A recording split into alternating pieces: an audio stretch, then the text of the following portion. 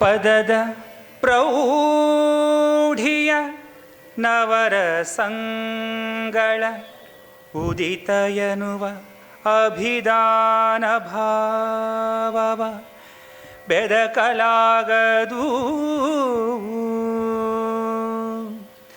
ಪದದ ಪ್ರೌಢಿಯ ನವರಸಂಗಳ ಉದಿತಯನುವ ಅಭಿದಾನ ಭಾವವ ಬೆದಕಲಾಗದು. ಬಲ್ಲ ಪ್ರೌಢರುಂ ಈ ಕಥಾಂತರಕ್ಕೆ ಇದ ವಿಚಾರಿಸೆ ಬರಿಯ ತುಳಸಿಯ ಉದಕದಂತಿರೆ. ಇದ ವಿಚಾರಿಸೆ ಬರಿಯ ತುಳಸಿಯ ಉದಕದಂತಿರೆ. ಇಲ್ಲಿ ನೋಳ್ಪುದು ಪದುಮನಾಭನ ಮಹಿಮೆ ಧರ್ಮ ವಿಚಾರ ಮಾತ್ರವನು.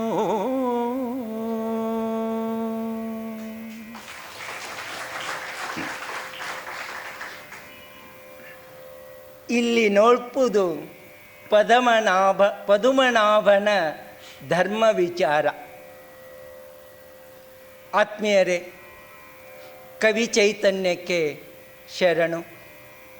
ಕವಿಯ ಆರಾಧ್ಯ ದೈವ ವೀರನಾರಾಯಣನಿಗೆ ಶರಣು. ಇಲ್ಲಿ ಸಮಾವೇಶಗೊಂಡಿರುವ ಸಕಲರಿಗೂ ಶರಣಾರ್ಥಿಗಳು. ಮಹಾಭಾರತವನ್ನು ಓದುವಾಗ ಕೇಳುವಾಗ ಒಂದು ಪ್ರಶ್ನೆ ನಮ್ಮನ್ನು ಕಾಡುತ್ತೆ. ಯಾವ ಪ್ರಶ್ನೆ? ಮೂಲತಃ ಭಾರತೀಯ ಆಧ್ಯಾತ್ಮಿಕ ಮನಸ್ಸು ಮೋಕ್ಷಗಾಮಿಯಾದುದು. ಹುಟ್ಟಿದ ಪ್ರತಿಯೊಂದು ಜೀವ ಇದೇ ಜನ್ಮ ಕಡೆಯಾಗಬೇಕೆಂಬ ಹಂಬಲವನ್ನು ಹೊಂದಿರುತ್ತೆ. ಆದರೂ ಪುನರಪಿ ಜನನಂ ಪುನರಪಿ ಮರಣಂ ಪುನರಪಿ ಜನನಿ ಜಠರೇ ಶಯನಂ ಅನ್ನೋ ಮಾತು ಜನಪ್ರಿಯವಾಯ್ತಲ್ಲ, ಯಾಕೆ? ಬಹುಶಃ ಯುದ್ಧ ಸಂಸ್ಕೃತಿ ಈ ಮಾತಿಗೆ ಕಾರಣವಾಯಿತೋ ಏನೋ. ಯುದ್ಧದಲ್ಲಿ ಏನಾಗತ್ತೆ?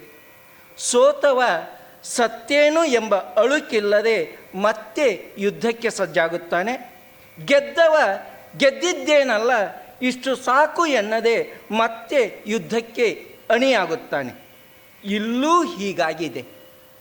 ಮುರಿದು ಮತ್ತೆ ಮಹಾರಥರು, ಮುರಿದು ಮತ್ತೆ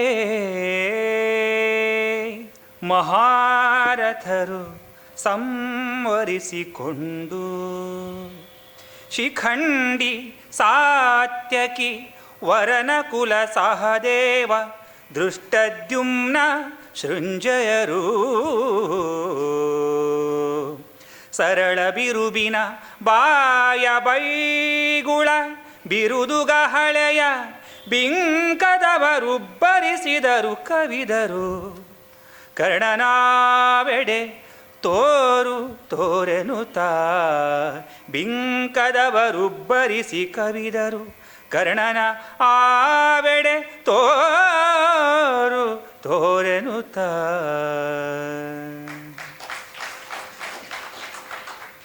ಕೌರವ ಕರ್ಣ ಮತ್ತು ಮಾದ್ರೇಶರ ಮನಸ್ತಾಪವನ್ನು ಹೋಗಲಾಡಿಸ್ತಾನೆ. ರಾಜಿಯಾದ ಕರ್ಣ ಏನೂ ಆಗೇ ಇಲ್ಲವೇನೋ ಎಂಬಂತೆ ಮತ್ತೆ ಯುದ್ಧಕ್ಕೆ ಸಜ್ಜಾಗುತ್ತಾನೆ. ಪಾಂಡವ ಸೇನೆಯ ಸಮಸ್ತ ಸನಾಮ ರಥಿಕರು ಕರ್ಣನೊಬ್ಬನ ಮೇಲೆ ಹರಿಹಾಯುತ್ತಾರೆ. ಪರಿಣಾಮ ಏನಾಗುತ್ತೆ? ಉರಿಯ ಪೇಟೆಯಲ್ಲಿ ಪತಂಗದ ಸರಕು ಮಾರದೆ ಮರಳುವುದೇ. ಎಲ್ಲ ಪಾಂಡವ ಮಹಾರಥರು ರೆಕ್ಕೆ ಸುಟ್ಟ ಚಿಟ್ಟೆಗಳಂತೆ ಘಾಸಿಗೊಳಗಾಗುತ್ತಾರೆ. ಆದರೆ ಏನಾಯಿತು? ಸುಮ್ಮನಾಗ್ತಾರಾ? ಇಲ್ಲ. ಶಿಖಂಡಿ, ಸಾತ್ಯಕಿ, ನಕುಲ, ಸಹದೇವ, ದೃಷ್ಟದ್ಯುಮ್ನ ಮುಂತಾದವರು ಸರಳ ಬಿರುವಿನ ಬೈಗುಳ ಬಿರುದುಗಹಳೆಯ ಬಿಂಕದವರು, ಕೈಲಾಗದೆ ಬರಿ ಬಡಾಯಿ ಕೊಚ್ಚಿಕೊಳ್ಳುವ ವೀರರು ಮುರಿದು ಮತ್ತೆ ಸಂವರಿಸಿಕೊಂಡು ಕರ್ಣನೆಲ್ಲಿದ್ದಾನೆ, ತೋರು ತೋರೆನ್ನುತ್ತಾ ಏರಿ ಬರುತ್ತಾರೆ. ಆಗ ಎದುರಿನಿಂದ ಕೇಳಿಬರುತ್ತೆ, ನುಸಿಗಳಿರ. ನುಸಿಗಳಿರ ನಿಮಗೇಕೆ ನುಸಿಗಳಿರ, ಕರ್ಣನ ಘಸಣೆ ನಿಮಗೇಕೆ ನುಸಿಗಳಿರ, ನಾವೇ ನಿಮ್ಮ ನೆತ್ತಿಯ ಮುಸಲವಲ್ಲ ಆಫಡ ನಕುಲ ಸಹದೇವನಿಲ್ ಎನುತ, ಮುಸುಡ ಹೊಗರಿನ ಕಣ್ಣ ಕೆಂಪಿನ ವಿಷಮರು ಅಗ್ಗದ ಕರ್ಣತನುಜರು, ಮಸಗಿ ಮುಂಚುವ ಮೋಹರವನು ಅಡಹಾಯ್ದು ತುರುಬಿದರು. ಓ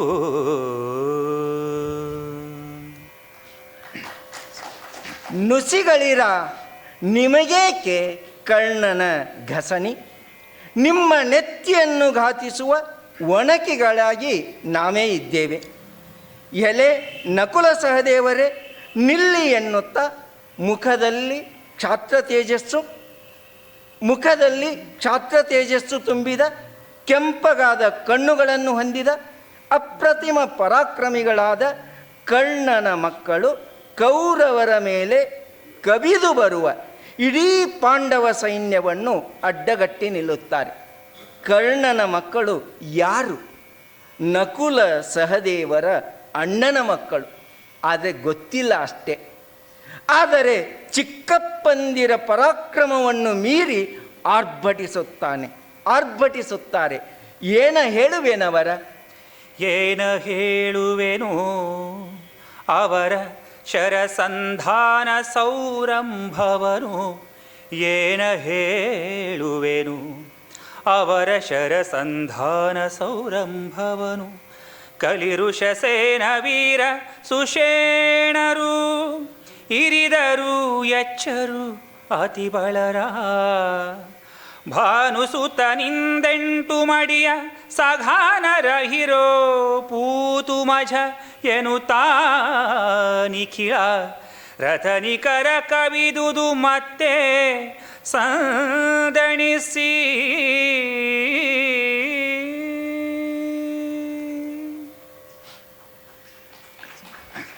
ಕರ್ಣನ ಮಕ್ಕಳಾದ ಕಲಿರುಷಸೇನ ಮತ್ತು ವೀರಸುಷೇನರು ಕರ್ಣನಿಗಿಂತಲೂ 8 ಪಟ್ಟು ವೀರಾವೇಶದಿಂದ ಪಾಂಡವ ಅತಿಬಳರೊಂದಿಗೆ ಹೋರಾಡುತ್ತಾರೆ. ಏನ ಹೇಳುವೇನವರ ಶರಸಂಧಾನ ಸೌರಂಭವನು ಎಂದು ಕವಿ ಉದ್ಗಾರ ತೆಗೆಯುತ್ತಾನೆ. ಆ ಮಕ್ಕಳ ಮೇಲೆ ಪಾಂಡವ ರಥಿಕರು ಕವಿದು ಬೀಳುತ್ತಾರೆ. ಆದರೂ ಗೆಲುವು ಯಾರದೋ ಗೊತ್ತಿಲ್ಲ. ಪಾಂಡವ ಸೇನೆಯ ಗೆಲುವಿನ ಗುಟ್ಟು ಏನೆಂದರೆ, ಒಬ್ಬರು ಹೋರಾಡುವಾಗ ಇನ್ನೊಬ್ಬರು ಅವರ ಸಹಾಯಕ್ಕೆ ಧಾವಿಸುತ್ತಾರೆ. ಇಲ್ಲೂ ಹಾಗಾಗುತ್ತೆ. ತಿರುಗಿ ಕಂಡನು ಭೀಮನು, ಎಲೆ ತರುವಲಿಗಳಿರ ಕೊಂಡಾಡಿ ಕಾದುವ ದೊರೆಗಳೇ, ನಕುಲಾಂಕತೆಗೆ ಸಹದೇವ ಸಾರು ಎನುತ, ಸರಳ ಕೆನ್ನೆಯ ಬಿಗಿದ ಹುಬ್ಬಿನ ಮುರಿದ ಮೀಸೆಯಲಿ ಔಡುಗಟ್ಟಿನ ಕುರುಕಲಾಂತಕ ಭೀಮ ಬಿಟ್ಟನು ಸೂಠಿಯಲಿ ರಥವಾ.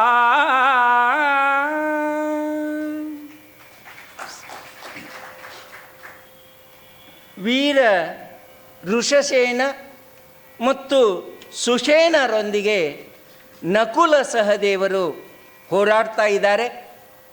ಆ ಸಂದರ್ಭದಲ್ಲಿ ಭೀಮ ತಿರುಗಿ ನೋಡ್ತಾನೆ. ಕರ್ಣ ತನುಜರ ಕಡುಹು ನಕುಲಾದಿಗಳನ್ನು ಬೆದರಿಸಿದೆ. ನಕುಲ ಸಹದೇವರು ಋಷಸೇನ ಮತ್ತು ಸುಷೇನರ ಹೋರಾಟದ ಪರಿಯನ್ನು ಬೆರಗಿನಿಂದ ನೋಡ್ತಾ ಇದ್ದಾರೆ. ಆಶ್ಚರ್ಯಪಡ್ತಾ ಇದ್ದಾರೆ. ಭಲೆ ಶಾಬಾಷ್ ಅಂತ ಹೇಳ್ತಾ ಇದ್ದಾರೆ. ಬಸವಣ್ಣ ತಮ್ಮ ಒಂದು ವಚನದಲ್ಲಿ ಹೇಳ್ತಾರೆ,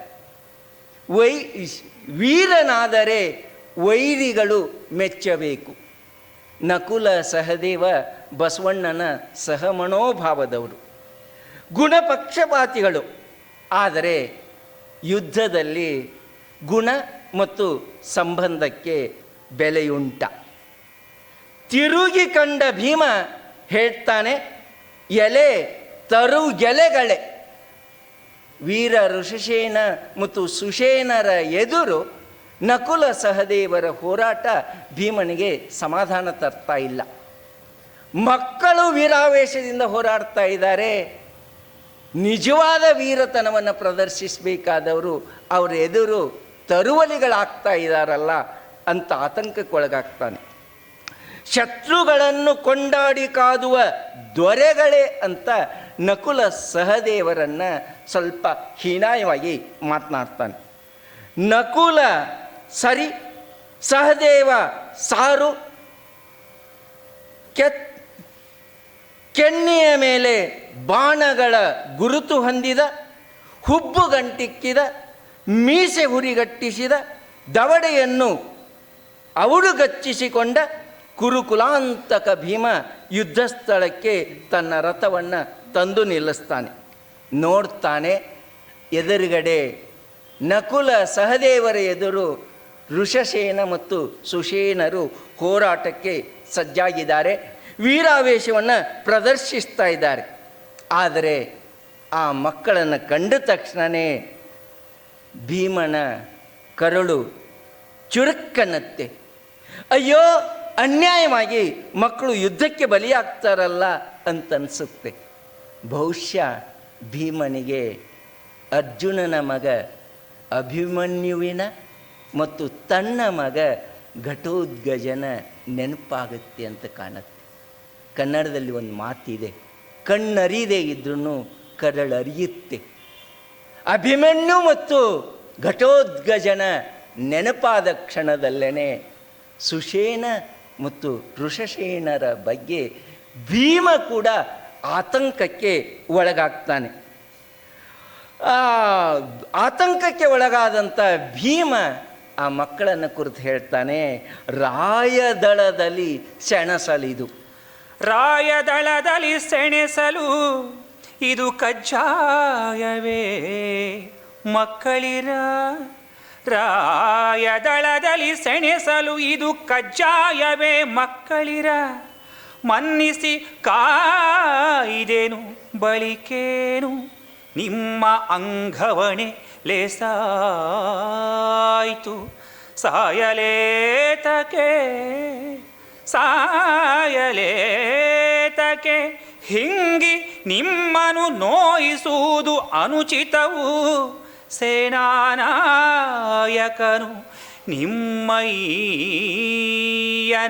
ನಿಮ್ಮಯ್ಯನು ಆತನ ಕಳುಹಿ ನೀವೆಂದ.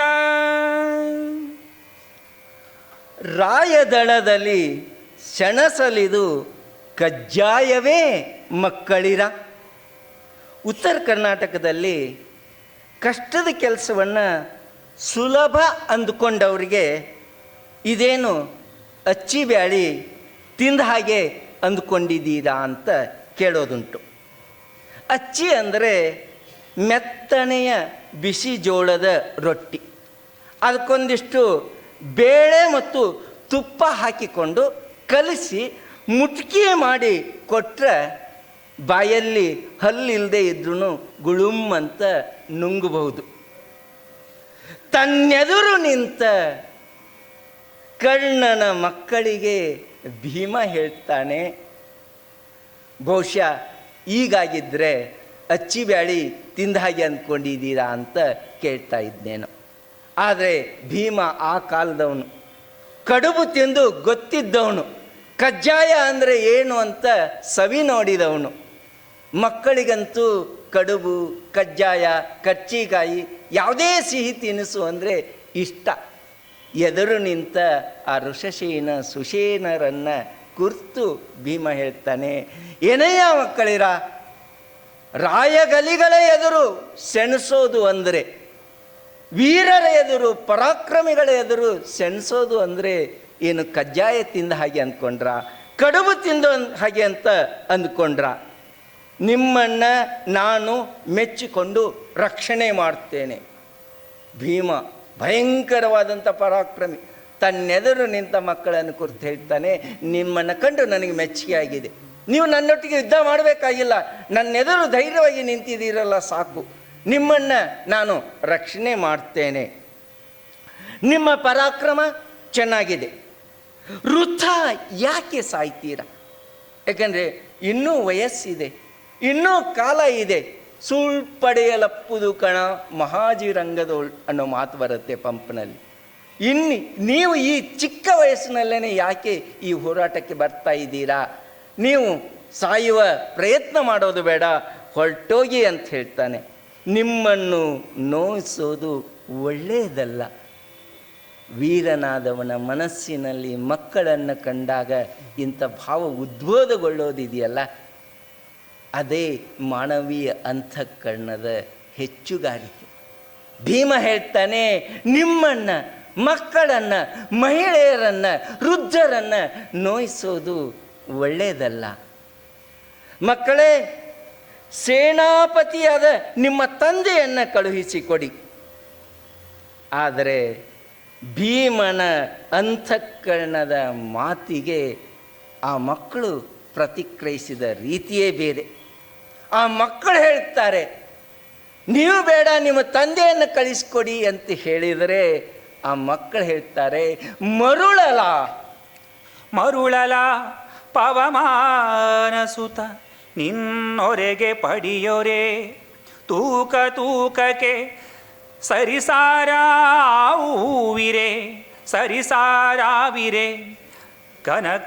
ಮರುಳಲ ಪವಮಾನ ಸುತ ನಿನ್ನೊರೆಗೆ ಪಡಿಯೊರೆ, ತೂಕ ತೂಕಕ್ಕೆ ಸರಸಾರಾವಿರೆ, ತೂಕ ತೂಕಕ್ಕೆ ಸರಿಸರಾವಿರೆ, ಕನಕಗಿರಿ ಪರ್ಯಂತ ಮಾತೇಕೆ ತರಣಿ ಬಿಂಬದ ತತ್ತಿಗಳನ್ನು ಉತ್ತರಿಸಿ ತೋರುವ ತಿಮಿರು ಉಂಟೆ, ತರಹರಿಸಿ ತೋರಾಯನುತ ಕವಿದು ಎಚ್ಚರನು ಅನಿಲ ಜನ. ಮರುಳಲ ಪವಮಾನ ಸುತ. ಆ ಚಿಕ್ಕ ಮಕ್ಕಳು ಮಹಾಪ್ರತಾಪಿಯಾದಂಥ ಭೀಮನನ್ನು ಕುರಿತಂತ ಹೇಳ್ತಾರೆ, ವಾಯುಪುತ್ರನಾದ ಭೀಮನೇ, ನಿನಗೆ ನೀನೇ ಬಲಶಾಲಿ ಎನ್ನುವಂಥ ಹುಚ್ಚು. ಬದುಕೊಳ್ಳಿ ಹೋಗಿ ಅಂತ ಭೀಮ ಹೇಳಿದರೆ ಆ ಮಕ್ಕಳು ಹೇಳ್ತಾರೆ, ನಿನಗೆ ನೀನೇ ಮಹಾಬಲಶಾಲಿ ಎನ್ನುವಂಥ ಹುಚ್ಚು. ನಿನ್ನ ಅಸ್ತ್ರಕ್ಕೆ ಪ್ರತಿ ಅಸ್ತ್ರ ನಮ್ಮಲ್ಲಿದೆ, ನಿನ್ನ ಸಾಮರ್ಥ್ಯಕ್ಕೆ ಪ್ರತಿ ಸಾಮರ್ಥ್ಯಕ್ಕೆ ನಮ್ಮಲ್ಲಿದೆ. ಹೀಗಿರುವಾಗ ಮೇರು ಪರ್ವತದ ಹಾಗಿರುವಂಥ ನಮ್ಮ ತಂದೆ ಯಾಕೆ? ಬಹುಶಃ ಇಂಥ ಮಕ್ಕಳು ಮಾತ್ರ ತಂದೆಗೆ ಬೆಲೆ ತರೋದಕ್ಕೆ, ಗೌರವ ತರೋದಕ್ಕೆ ಸಾಧ್ಯ ಅಂತ ಅನಿಸುತ್ತೆ. ಕರ್ಣನ ವಿಶೇಷತೆ ಏನು ಅಂದರೆ, ಅವನು ಮಹಾಪರಾಕ್ರಮಿಯಾಗಿ ಬೆಳೆದದ್ದು ಮಾತ್ರ ಅಲ್ಲ, ವೀರ ಋಷಸೇನ ಮತ್ತು ಸುಷೇನರಂಥ ಮಕ್ಕಳನ್ನು ಪಡೆದಿದ್ದಾನೆ. ಜೊತೆಗೆ ಆ ಮಕ್ಕಳು ಹೆಮ್ಮೆಯಿಂದ, ಅಭಿಮಾನದಿಂದ ತಮ್ಮ ತಂದೆಯನ್ನು ಕನಕಗಿರಿ ಮೇರು ಪರ್ವತಕ್ಕೆ ಹೋಲಿಸ್ತಾ ಇದ್ದಾರೆ. ನಿನ್ನೊಂದಿಗೆ ಹೋರಾಟ ಮಾಡೋದಕ್ಕೆ ನಾವೇ ಸಾಕು, ಮೇರು ಪರ್ವತದ ಎತ್ತರದ ನಮ್ಮ ತಂದೆ ಯಾಕೆ? ಒಂದು ಹೋಲಿಕೆ ಕೊಡ್ತಾರೆ.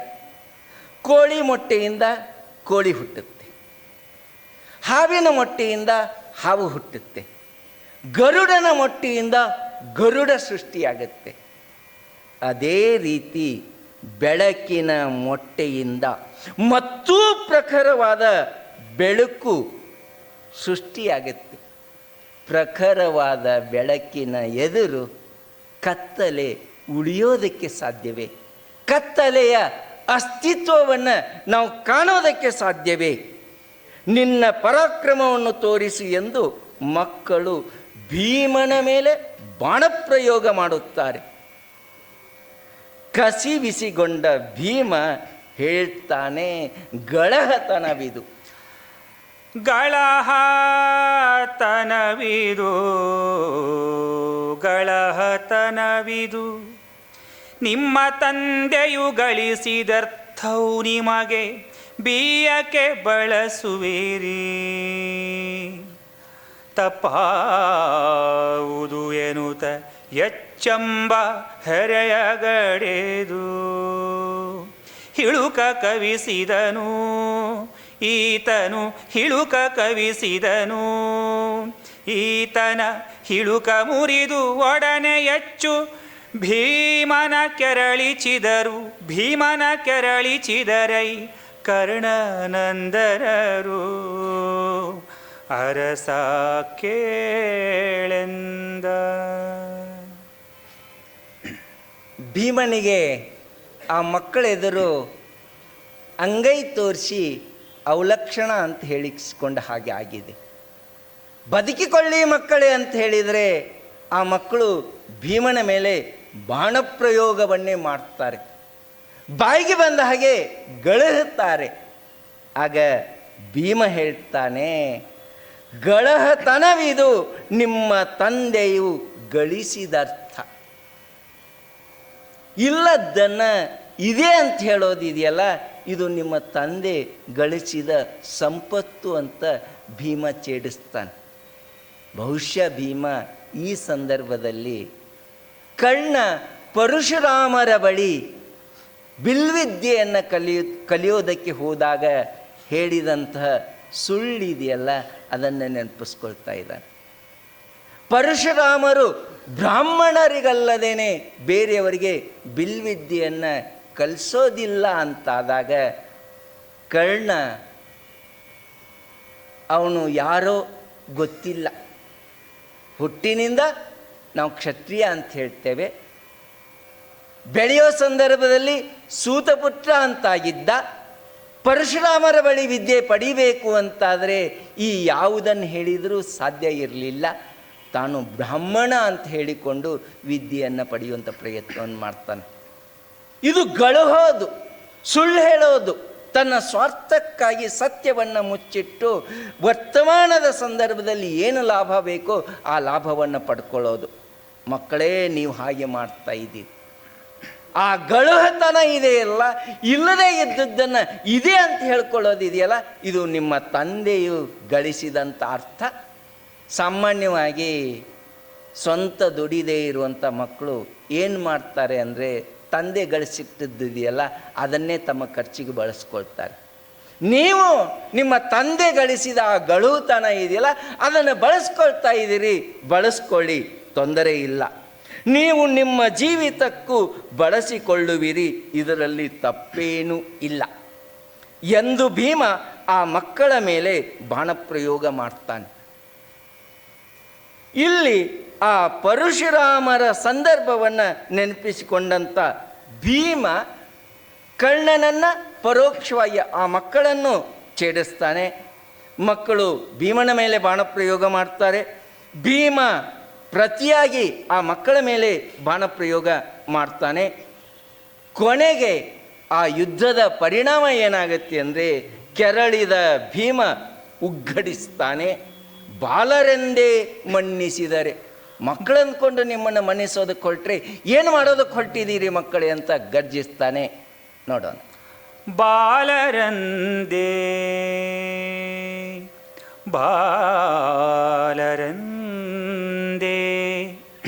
ಮನ್ನಿಸಿದರೆ, ಬಾಲರಂದೇ ಮನ್ನಿಸಿದರೆ ಛಡಾಳಿಸಿತೆ ಚಪಳತ್ವವಾಗಲಿ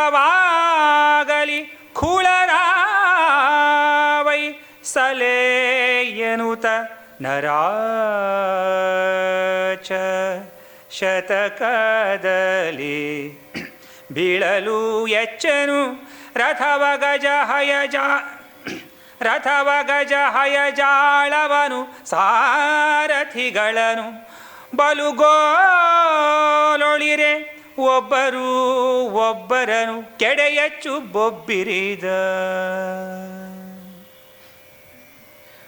ಬಾಲರೆಂದೇ ಮನ್ನಿಸಿದರೆ, ಏನೋ ಇರಲಿ ಮಕ್ಕಳಲ್ವಾ ಅಂತ ಸಲುಗೆಯಿಂದ ಮಾತನಾಡಿಸಿದರೆ ನೀವು ಕಪಿಚೇಷ್ಟೆ ಮಾಡೋದಕ್ಕೆ ಶುರು ಮಾಡಿಕೊಂಡ್ರ?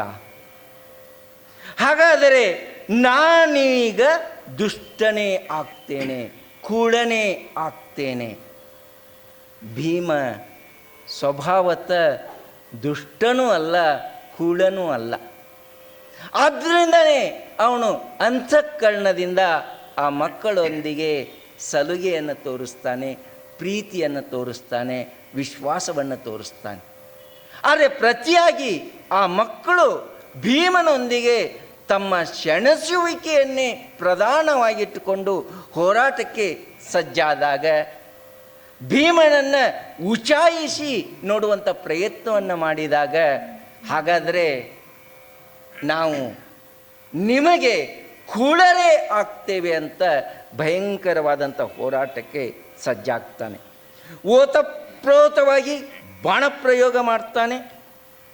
ರಥ, ಆನೆ, ಕುದುರೆ, ಸಾರಥಿಗಳು ನಾಶವಾಗ್ತಾರೆ. ವೀರ ಸುಷೇಣ ಮತ್ತು ಋಷಸೇನರು ತಮ್ಮೊಟ್ಟಿಗೆ ಇದ್ದಂಥ ರಥವನ್ನು ಕಳ್ಕೊಳ್ತಾರೆ, ಆನೆಗಳನ್ನು ಕಳ್ಕೊಳ್ತಾರೆ, ಕುದುರೆಗಳನ್ನು ಕಳ್ಕೊಳ್ತಾರೆ, ಸಾರಥಿಗಳನ್ನು ಕಳ್ಕೊಳ್ತಾರೆ. ಕಳ್ಕೊಳ್ಳೋದಕ್ಕೆ ಶುರು ಮಾಡಿದರೆ ಅದು ಎಲ್ಲಿ ಹೋಗಿ ನಿಲ್ಲುತ್ತೆ ಅಂತ ಹೇಳೋದಕ್ಕೆ ಸಾಧ್ಯ ಇಲ್ಲ. ಮನುಷ್ಯ ಗಳಿಸೋದಕ್ಕೆ ಶುರು ಮಾಡಿದರೆ ಒಂದೊಂದನ್ನೇ ಗಳಿಸ್ಕೊಳ್ತಾ ಹೋಗ್ತಾನೆ. ಕಳ್ಕೊಳ್ಳೋದಕ್ಕೆ ಶುರು ಮಾಡಿದರೆ ಒಂದೊಂದನ್ನೇ ನಾವು ಕಳ್ಕೊಳ್ತಾ ಹೋಗ್ತೇವೆ. ಆರ್ಥಿಕವಾದಂಥ ಸಂಪಾದನೆ ಆದರೆ ನಾವು ಹಣ ಗಳಿಸ್ತೇವೆ, ಮನೆ ಗಳಿಸ್ತೇವೆ, ಆಸ್ತಿ ಗಳಿಸ್ತೇವೆ, ಮತ್ತೊಂದನ್ನು ಗಳಿಸ್ತೇವೆ. ಯುದ್ಧ ಅಂತಾದರೆ ನಾವು ನಮ್ಮನ್ನು ನಾವು ಉಳಿಸ್ಕೊಳ್ಬೇಕು ಅನ್ನುವ ಪ್ರಯತ್ನದ ಸಂದರ್ಭದಲ್ಲಿ ನಮ್ಮ ಸುತ್ತಲೂ ಇರಬಹುದಾದಂಥ ಉಳಿದ ಜೀವಿಗಳನ್ನು ಕಳ್ಕೊಳ್ಬಹುದಾದ ಸಾಧ್ಯತೆ.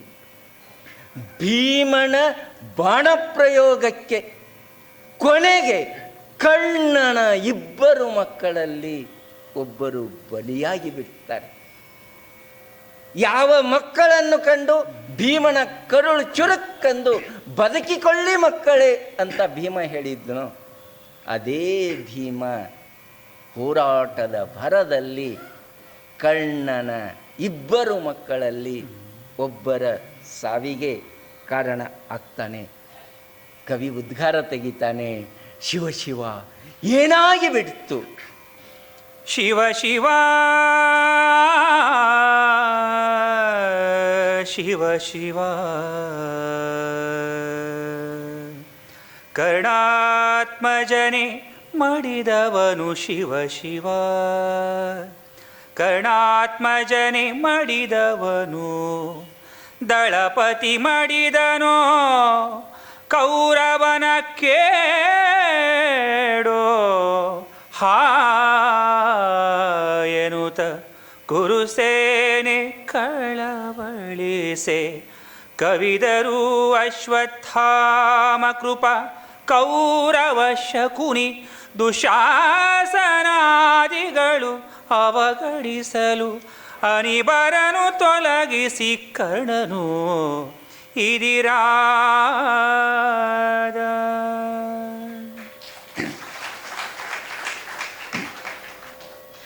ಅಯ್ಯೋ ಶಿವ ಶಿವ,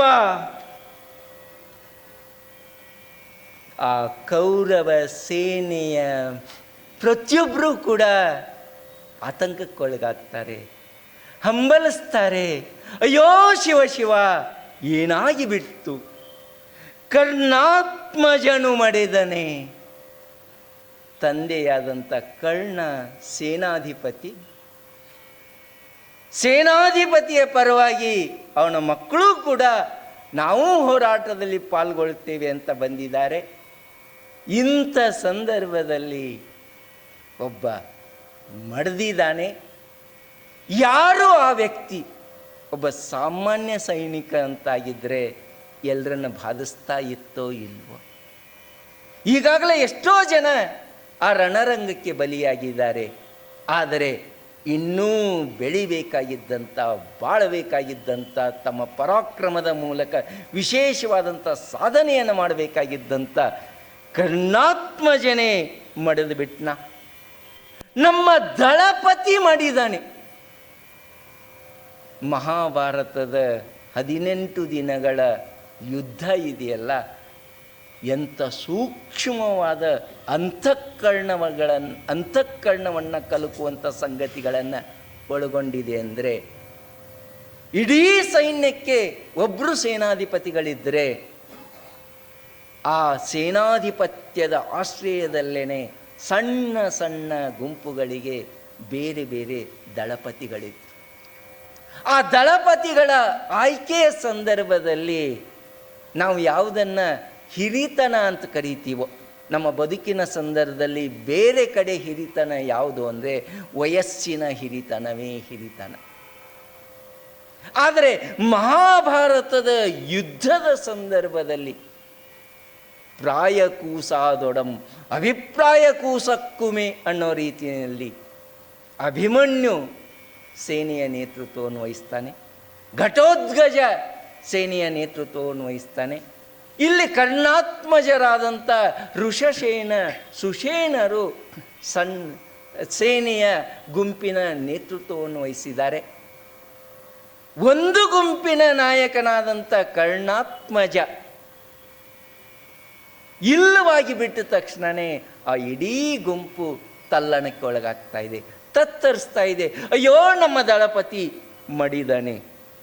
ತಕ್ಷಣವೇ ಅವರೆಲ್ಲ ಅಂದ್ಕೊಳ್ಳೋದೇನು ಅಂದರೆ, ಇದೆಲ್ಲವೂ ಕೂಡ ನಮ್ಮ ಚಕ್ರವರ್ತಿಯಾದಂಥ ಕೌರವನಿದಾನಲ್ಲ, ದುರ್ಯೋಧನನಿದಾನಲ್ಲ, ಅವನ ಕೇಡುಗಾಲ. ಯಾಕೆಂದರೆ ವಯೋವೃದ್ಧರು ವಯಸ್ಸಿನ ಕಾರಣಕ್ಕಾಗಿ ಇಲ್ಲವಾದರು ಅಂತಾದರೆ ಅದನ್ನು ಹೇಗೋ ನಾವು ಸಹಿಸ್ಕೊಳ್ಬೋದು. ಆದರೆ ರಾಜ್ಯವನ್ನು ಬೆಳೆಸಬೇಕಾದಂಥ, ರಾಜ್ಯದ ಮುಂದಿನ ಉತ್ತರಾಧಿಕಾರಿಗಳಾಗಬಹುದಾದಂಥ ಎಳೆಯ ಮಕ್ಕಳು ಇಲ್ಲವಾಗೋದು ಅನ್ನೋದಿದೆಯಲ್ಲ, ಯಾವ ರಾಜ್ಯಕ್ಕೂ ಯಾವ ದೇಶಕ್ಕೂ ಶೋಭೆಯನ್ನು ತರುವಂಥದ್ದಲ್ಲ. ಆದ್ದರಿಂದಲೇ ಅವರೆಲ್ಲ ಏನು ಅಂದ್ಕೊಳ್ತಾರೆ ಅಂದರೆ, ಇದು ನಮ್ಮ ಕೌರವನ ಕೇಡುಗಾಲ. ಹೀಗಂತ ಇಡೀ ಕೌರವ ಸೇನೆ ಕಳವಳಿಸುತ್ತೆ. ತಕ್ಷಣವೇ ಕೌರವ ಸೇನೆಯ ಮಹಾರಥಿಕರು ಅಲ್ಲಿ ಧಾವಿಸಿ ಬರ್ತಾರೆ. ಅಶ್ವತ್ಥಾಮ ಬರ್ತಾನೆ, ಕೃಪ ಬರ್ತಾನೆ, ದುರ್ಯೋಧನ ಬರ್ತಾನೆ, ಶಕುನಿ ಬರ್ತಾನೆ, ದುಶ್ಯಾಸನ ಬರ್ತಾರೆ. ಈ ಎಲ್ಲರನ್ನ ಓಸರಿಸಿ ಕರ್ಣ ಧಾವಿಸಿ ಬರ್ತಾನೆ. ಧಾವಿಸಿ ಬಂದಂಥ ಕರ್ಣ ತನ್ನ ಮಡಿದ ಮಗನ ಎದುರು ನಿಲ್ತಾನೆ. ನಿಂತು ಕರ್ಣ ಮಗನ ತೊಲಗಿಸಿ ಮಿಗುವ ಚೂಣಿಯ ತೆಗೆಸಿ, ಮಗನ ತೊಲಗಿಸಿ ಮಿಗುವ ಚೂಣಿಯ ತೆಗೆಸಿ, ಬಲವಂಕದ ಭಟಾಳಿಗೆ ಮೊಗದ ಸನ್ನೆಯ ಮಾಡುತ್ತ ಎಡವಂಕದ ಕಟಾಕ್ಷದಲ್ಲಿ ತೆಗೆದು ತೂರಂಬಿನಲಿ ಭೀಮನ ಬಿಗಿದಾನೋ. ಆವೆಡೆ ಧರಣಿಯಾವೆಡೆ ಗಗನವಾವೆಡೆ ದೆಸೆಗಳನೆ ತುರುಗಿದವು ಶರಜಾಳ.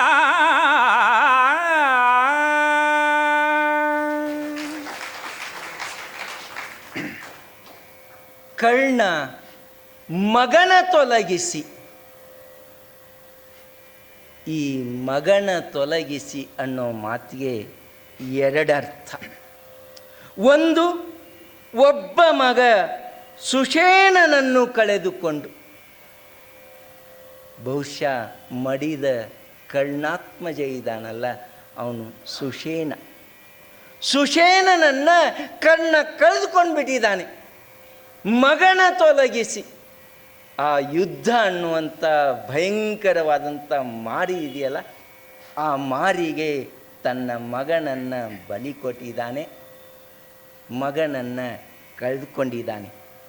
ಇನ್ನೊಂದು ಅರ್ಥ, ಉಳಿದ ಮಗ ಋಷಸೇನನನ್ನಾದರೂ ಉಳಿಸಿಕೊಳ್ಳೋಣ ಎಂಬ ಭಾವದಿಂದ ಅವನನ್ನು ಪಕ್ಕಕ್ಕೆ ಸರಿಸಿ, ಒಬ್ಬ ಮಗ ಇಲ್ಲವಾಗಿದ್ದಾನೆ, ಇನ್ನೊಬ್ಬ ಮಗ ಇಲ್ಲವಾಗೋದು ಬೇಡ ಅಂತ ತಂದೆಯ ಕರುಳು ಭಾವಿಸಿದ್ರೆ ಆಶ್ಚರ್ಯದ ಸಂಗತಿ ಏನೂ ಅಲ್ಲ. ಕರ್ಣ ಮಗನ ತೊಲಗಿಸಿ ಒಬ್ಬ ಮಗನನ್ನು ಇಲ್ಲವಾಗಿಸಿ ಇನ್ನೊಬ್ಬ ಮಗನನ್ನು ನೀನು ಮುಂದೆ ಹೋಗಬೇಡ ಮಗ, ಪಕ್ಕಕ್ಕೆ ಬಾ ಅಂತ ಅವನನ್ನು ಸರಿಸಿ ಉಳಿದ ಎಲ್ಲ ಸೇನೆಯನ್ನು ಒಟ್ಟುಗೂಡಿಸಿ ಕಣ್ಣು ಸನ್ನೆಯಿಂದಲೇ ಪರಾಕ್ರಮಿ ಸೈನಿಕರಿಗೆ ಸೂಚನೆಯನ್ನು ಕೊಡ್ತಾನೆ. ಏಕೆಂದರೆ ಅವನ ಮೈ ಮತ್ತು ಮನಸ್ಸುಗಳನ್ನು ಪುತ್ರ ಶೋಕ ಆವರಿಸಿಕೊಂಡು ಬಿಟ್ಟಿದೆ. ಬಾಯ್ಬಿಟ್ಟು ಯಾವ ಸೂಚನೆಯನ್ನು ಕೊಡುವ ಸ್ಥಿತಿಯಲ್ಲಿ ಕರ್ಣ ಇಲ್ಲ. ಆದ್ದರಿಂದನೇ ತನ್ನ ಪರಾಕ್ರಮಿ ಸೈನ್ಯಕ್ಕೆ ಕಣ್ಣ ಸನ್ನೆಯಿಂದಲೇ ಸೂಚನೆಯನ್ನು ಕೊಟ್ಟು ಹರಿತವಾದ ಬಾಣಗಳಿಂದ ಭೀಮನನ್ನು ಶರಬಂಧನಕ್ಕೆ ಒಳಪಡಿಸುತ್ತಾನೆ. ಭೀಮನನ್ನು ಕರ್ಣ ಯಾವ ಪ್ರಮಾಣದಲ್ಲಿ ಶರಬಂಧನಕ್ಕೆ ಒಳಪಡಿಸ್ತಾನೆ ಅಂದರೆ, ಆ ಶರಬಂಧನದ ಶರಜಾಲದಲ್ಲಿ ಭೂಮಿಯಲ್ಲಿದೆ ಕಾಣಿಸ್ತಾ ಇಲ್ಲ, ಆಕಾಶ ಎಲ್ಲಿದೆ ನೋಡೋದಕ್ಕೆ ಸಾಧ್ಯ ಆಗ್ತಾ ಇಲ್ಲ, ಯಾವ ಯಾವ ದಿಕ್ಕುಗಳು ಎಲ್ಲಿ ಎಲ್ಲಿ ಇವೆ ಅನ್ನೋದನ್ನು ಪರಿಭಾವಿಸೋದಕ್ಕೆ ಸಾಧ್ಯ ಆಗ್ತಾ ಇಲ್ವಂತೆ. ಹೀಗೆ ಗೊತ್ತಾಗದಂತೆ ಕರ್ಣನ ಬಾಣಜಾಲ ಆವರಿಸಿಕೊಳ್ಳುತ್ತದೆ. ಅಯ್ಯೋ, ಮಹಾಪ್ರತಾಪಿ ಭೀಮ ನಿಮಿಷಾರ್ಧದಲ್ಲಿ ನಿರ್ನಾಮವಾಗಿ ಬಿಟ್ಟನೋ ಎನ್ನುವ ಕಳವಳ ಸೃಷ್ಟಿಯಾಗುತ್ತದೆ. ಯಾಕೆಂದರೆ ಭೀಮ ಮಧ್ಯದಲ್ಲಿದ್ದಾನೆ, ಸುತ್ತಲೂ ಕರ್ಣನ ಶರಜಾಲ ಅವನನ್ನು ಬಂಧಿಸಿಬಿಟ್ಟಿದೆ. ನೆಲ ಕಾಣ್ತಾ ಇಲ್ಲ, ಆಕಾಶ ಕಾಣ್ತಾ ಇಲ್ಲ, ಪೂರ್ವ ಪಶ್ಚಿಮ ಉತ್ತರ ದಕ್ಷಿಣ ಆಗ್ನೇಯ ನೈಋತ್ಯ ಈಶಾನ್ಯ ವಾಯುವ್ಯ ಯಾವ ದಿಕ್ಕುಗಳು ಕಾಣ್ತಾ ಇಲ್ಲ. ಎಲ್ಲರೂ ಏನು ಅಂದ್ಕೊಳ್ತಾರೆ ಅಂದರೆ, ಒಂದೇ ಒಂದು ನಿಮಿಷದಲ್ಲಿ ಭೀಮ ನಿರ್ನಾಮವಾಗಿ ಬಿಟ್ಟನು. ಹೀಗಿರುವಾಗ ಪಾಂಡವರ ಅಗ್ರಜನಾದ ಯುಧಿಷ್ಠಿರ ಸುಮ್ಮನಿರಲು ಸಾಧ್ಯ. ಪಾಂಡವರ ಹೆಗ್ಗಳಿಕೆ ಯಾವುದು ಅಂದರೆ, ಪಾಂಡವರ ವಿಶೇಷತೆ ಯಾವುದು ಅಂದರೆ, 5 ಜನ ಪಾಂಡವರಲ್ಲಿ ಯಾರಿಗೇ ಆತಂಕ ಉಂಟಾದರೂ ಕೂಡ ಉಳಿದ ಪಾಂಡವರು ಧಾವಿಸಿ ಬರ್ತಾರೆ. ಅದರಲ್ಲೂ ಅಣ್ಣನಾದಂಥ ಧರ್ಮಜ ಇವರೆಲ್ಲರಿಗೂ ಕಾವಲು ಕೂತ ಒಂದು ಧರ್ಮ ಪ್ರಜ್ಞೆ ಏನೋ ಅನ್ನುವ ಹಾಗೆ ಇದ್ದಂಥವನು. ಭೀಮ ಕಾಣದಾಗಿ ಬಿಟ್ಟ, ಭೀಮ ನಿರ್ನಾಮವಾಗಿ ಬಿಟ್ಟನೇನೋ ಅಂತ ಸೈನ್ಯ ಆತಂಕ ಪಡ್ತಾ ಇರುವಂಥ ಸಂದರ್ಭದಲ್ಲಿ ಧರ್ಮಜ ರಣರಂಗಕ್ಕೆ ಧಾವಿಸಿ ಬರ್ತಾನೆ. ಕರ್ಣ ಧರ್ಮಜರ ಮಧ್ಯೆ ಘನಘೋರ ಯುದ್ಧ ಶುರುವಾಗುತ್ತದೆ. ಕಲಿಕರ್ಣ ನಿಶಿತ ಬಾಣಗಳನ್ನು ಧರ್ಮಜನ ಮೇಲೆ ಪ್ರಯೋಗಿಸುತ್ತಾನೆ. ಆದರೆ ಧರ್ಮಜನ ಪರಾಕ್ರಮವೇನು ಕಡಿಮೆಯೇ. ನಾವೆಲ್ಲ ಏನು ಅಂದ್ಕೊಂಡಿದ್ದೀವಿ ಅಂದರೆ, ಧರ್ಮಜ ಕೇವಲ ಉಪದೇಶ ಮಾಡೋದಕ್ಕಿರುವಂಥವನು, ಕೈಲಾಗದವನು ಅಂತ. ಆದರೆ ಕುಮಾರವ್ಯಾಸ ಧರ್ಮಜನ ಪರಾಕ್ರಮವನ್ನು ಅವನು ವರ್ಣಿಸ್ತಾನೆ, ಪ್ರಸ್ತಾವಿಸ್ತಾನೆ. ಧರ್ಮಜನ ಪರಾಕ್ರಮವೇನು ಕಡಿಮೆಯೇ. ಅರಸ ಕೇಳಾಶ್ಚರ್ಯ, ಅರಸ ಕೇಳಾಶ್ಚರ್ಯವನು, ಅರಸ ಕೇಳು ಆಶ್ಚರ್ಯವನು. ರಿಪುಶರವ ನೆಡೆಯಲಿ ಕಡಿದು ರವಿಸುತನು ರವನೆಚ್ಚನು, ಧರ್ಮನಂದನನು 8 ಬಾಣದಲ್ಲಿ ಬಿರಿಯೇ ಬಲು ವಜ್ರಾಂಗಿ ಬಿರಿಯೇ ಹಾಯ್ದವು. ಗರಿ ಸಹಿತ ಲುಚ್ಚಳಿಸಿ ನೆಲದಲ್ಲಿ ಸರಳು ನೆಟ್ಟವು. ಕರ್ಣ ನೆನೆದನು ರುಧಿರಧಾರೆಯಲಿ, ಕರ್ಣ ನೆನೆದನು ರುಧಿರಧಾರೆಯಲಿ.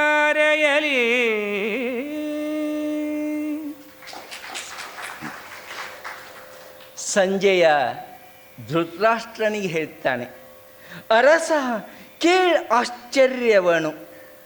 ಯಾಕೆ ಆಶ್ಚರ್ಯ ಅಂದರೆ, ಧರ್ಮನಂದನ ಕೇವಲ ಧರ್ಮೋಪದೇಶಕ್ಕೆ ಮಾತ್ರ ಸರಿ ಅಂತ ನಾವು ಅಂದ್ಕೊಂಡಿದ್ವಿ. ಆದರೆ ಅವನು ಅವನು ಅವನು ಬಿಲ್ವಿದ್ಯೆಯಲ್ಲೂ ಕೂಡ ಪರಿಣತನೇ ಆಗಿದ್ದಾನೆ. ವೈರಿಗಳ ಬಾಣಗಳನ್ನು ಕತ್ತರಿಸಿ ಕರ್ಣನ ವಜ್ರ ಕವಚವನ್ನು ತನ್ನ 8 ಬಾಣಗಳಿಂದ ಘಾತಿಸುತ್ತಾನೆ. ಕರ್ಣನ ವಜ್ರ ಕವಚ ಇದೆಯಲ್ಲ, ಅದು ದೈವದತ್ತವಾದದ್ದು, ಸ್ವತಃ ತಂದೆ ಅವನಿಗೆ ಅನುಗ್ರಹಿಸಿದ್ದು. ಅಂಥ ವಜ್ರ ಕವಚವನ್ನು ಧರ್ಮಜ ತನ್ನ 8 ಬಾಣಗಳಿಂದ ಘಾತಿಸ್ತಾನೆ. ಕರ್ಣನ ದೇಹದಿಂದ ರಕ್ತ ಧಾರೆ ಧಾರೆಯಾಗಿ ಸುರಿಯುತ್ತೆ. ಕರ್ಣ ರಕ್ತದಲ್ಲಿ ನನೆಯುತ್ತಾನೆ. ಅವನ ದೇಹ ತೂಗು ಒಡಲಾಗುತ್ತದೆ. ತೂಗು ಒಡೆ ತೂಗು ಒಡಲು ಅರೆ ಮುಚ್ಚು ಗಂಗಳ ಸೂಗರಿಸುವಂಗದಲ್ಲಿ ತಾಳದ ಮೂಗಿನ ಉಸುರಿನ ಮೂರ್ಛೆಯಲಿ ರವಿಸೂನು ಮೈಮರೆದ ಆಗಳಂತಿರೆ ಹೊರೆಯುವರ ಕೈಲಾಗು ಮದ್ದಿನ ಕಮಳ ಜಲ ಮಂತ್ರಾಗಮದಲ್ಲಿ ಎಚ್ಚೆತ್ತನು ಒಂದೇ ನಿಮಿಷದಲ್ಲಿ ಎಚ್ಚೆತ್ತನು ಕರ್ಣ. ಆ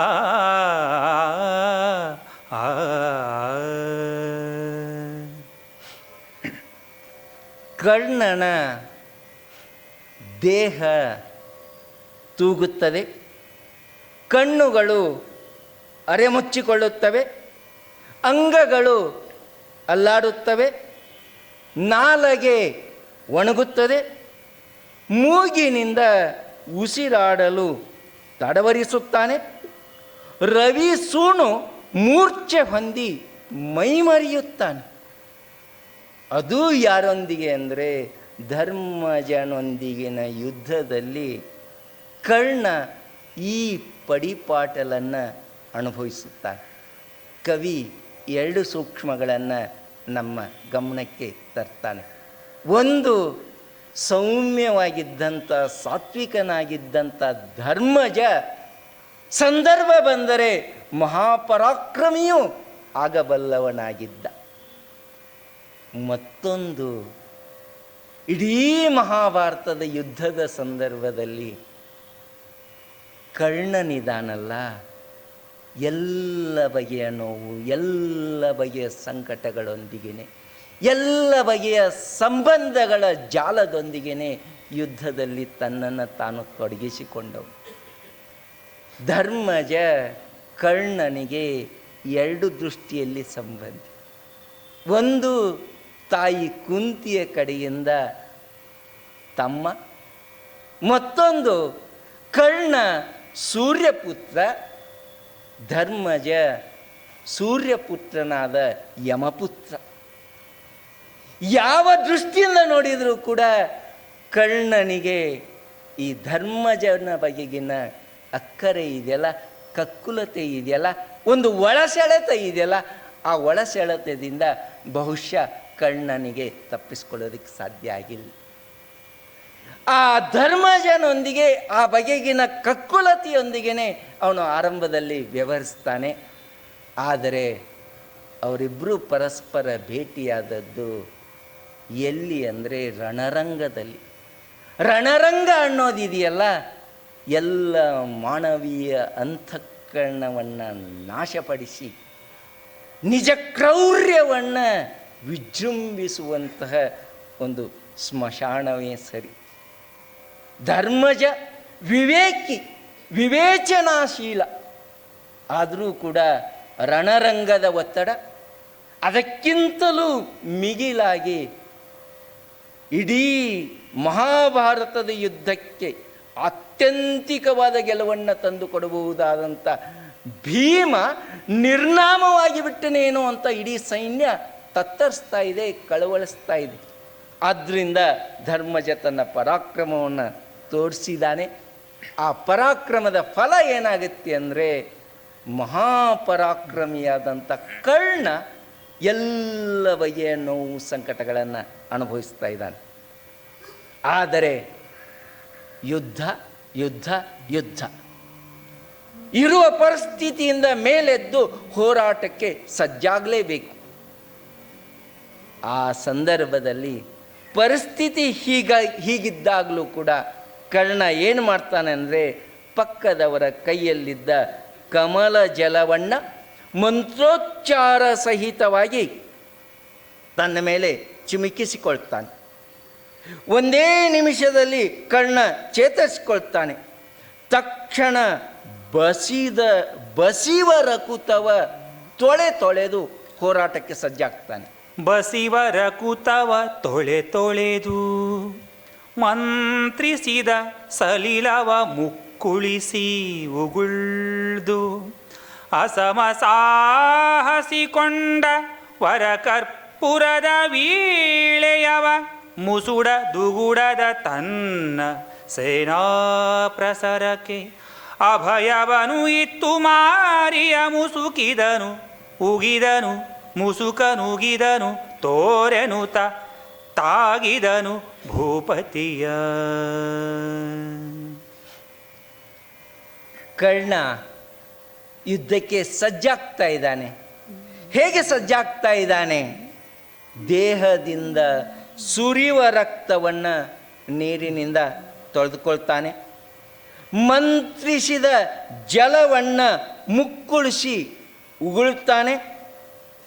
ಪರಮ ಸಾಹಸಿಯಾದ ಕರ್ಣ ಮತ್ತೆ ಯುದ್ಧಕ್ಕೆ ವರಕರ್ಪೂರದ ವೀಳೆಯನ್ನು ಪಡೀತಾನೆ. ವರಕರ್ಪೂರದ ವೀಳೆಯವನ್ನು ಪಡೀತಾನೆ ಅನ್ನುವ ಮಾತಿನಲ್ಲಿ ಕವಿ ಎರಡು ಅರ್ಥವನ್ನು ವ್ಯಕ್ತಪಡಿಸುವ ಸಾಧ್ಯತೆ ಉಂಟು. ಒಂದು, ಹೋರಾಟಕ್ಕೆ ಮರಳಿ ವೀಳೆಯವನ್ನು ಪಡೆದನೇನೋ ಅನ್ನೋ ಹಾಗೆ ಅವನು ಸಜ್ಜಾಗ್ತಾ ಇದ್ದಾನೆ.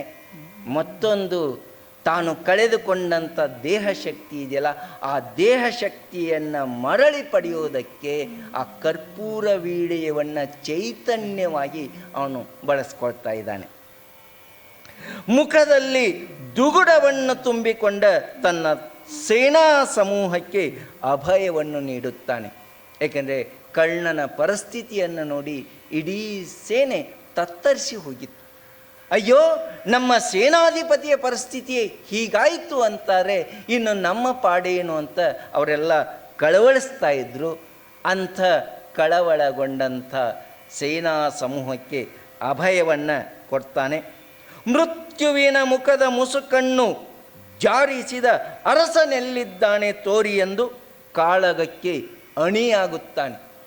ಅಂದರೆ ಕರ್ಣನನ್ನು ಎದುರಿಸಿ ಅವನನ್ನು ಸದೆ ಬಡಿಯುವಂಥ ಪ್ರಯತ್ನ ಬೇರೆಯಲ್ಲ, ಸಾಕ್ಷಾತ್ ಯಮನನ್ನು ಕೆಣಕಿ ಬದುಕೋದು ಬೇರೆಯಲ್ಲ ಅನ್ನುವಂಥ ಭಾವ. ಆದ್ದರಿಂದ ಮೃತ್ಯುವಿನ ಮುಖದ ಮುಸುಕನ್ನು ಓಸರಿಸುವ ಪ್ರಯತ್ನವನ್ನು ಮಾಡಿದಂತಹ ವ್ಯಕ್ತಿಯಲ್ಲಿದ್ದಾನೆ ತೋರಿ ಅಂತ ಯುದ್ಧಕ್ಕೆ ಸಿದ್ಧನಾಗ್ತಾನೆ.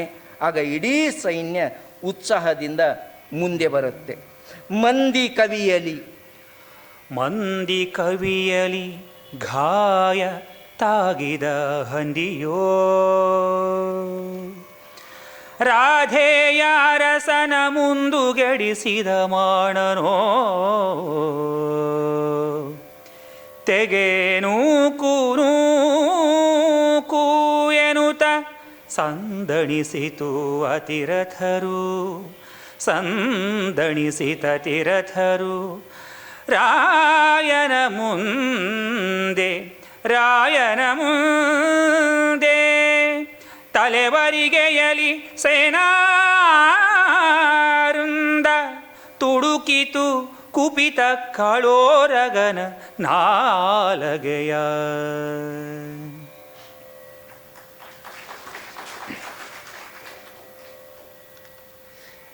ಎಲ್ಲ ಸೈನಿಕರು ಬನ್ನಿ. ಮಂದಿ ಕವಿಯಲಿ ಅಂದರೆ ಆ ಸೈನ್ಯದಲ್ಲಿರುವಂಥ ಎಲ್ಲ ಜನಸಮೂಹ ಇದೆಯಲ್ಲ, ಹತ್ತಿರಕ್ಕೆ ಬನ್ನಿ ಅಂತ ಕರೀತಾರೆ.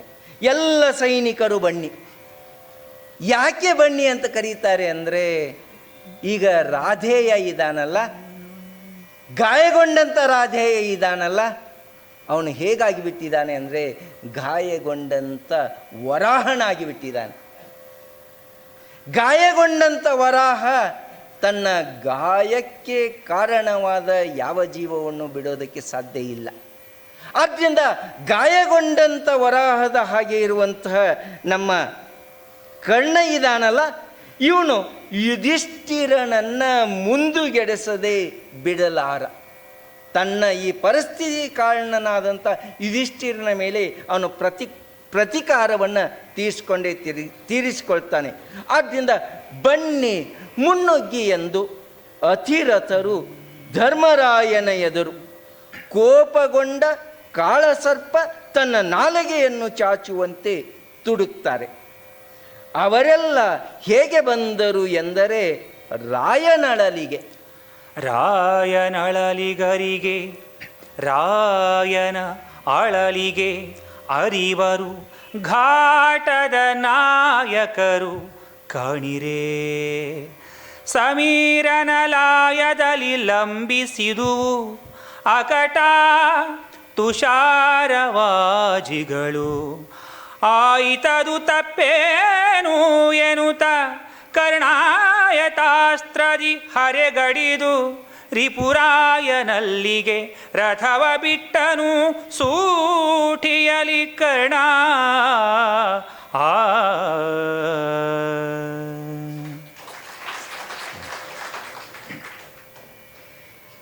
ಇಡೀ ಕೌರವ ಸೈನ್ಯ ಹೇಗೆ ಕಾಣ್ತಾ ಇತ್ತು ಅಂದರೆ, ಧರ್ಮರಾಯನ ಅಳಲಿಗೆ ಅಥವಾ ಅಳಿವಿಗೆ ಕಾರಣವಾಗುವ ನಾಯಕ ಸಮೂಹದಂತೆ ಸೇರಿತ್ತಂತೆ.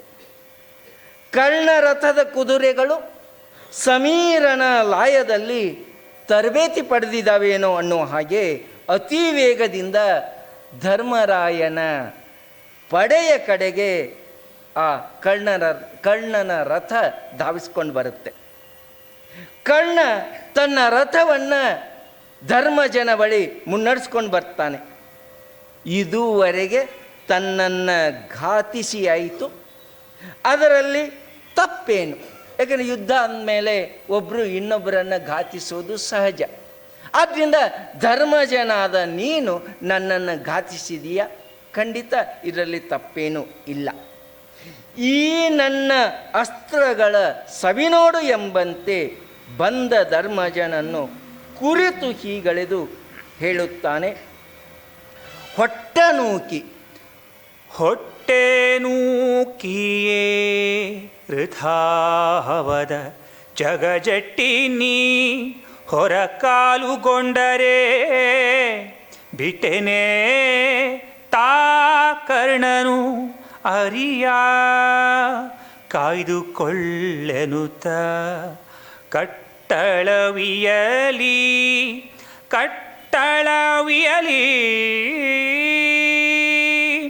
ವೈರಿರಾಯನ ನಿಟ್ಟಳಿಸಿ ಕಟ್ಟಳವಿಯಲಿ ವೈರಿರಾಯನ ನಿಟ್ಟಳಿಸಿ ಮುರಿಸುತ್ತ ಬರಲು ಅಡಗಟ್ಟಿ ತಡೆದರು ಮತ್ತೆ ಸಕಲ ಮಹಾರಥರು ಭಟನ.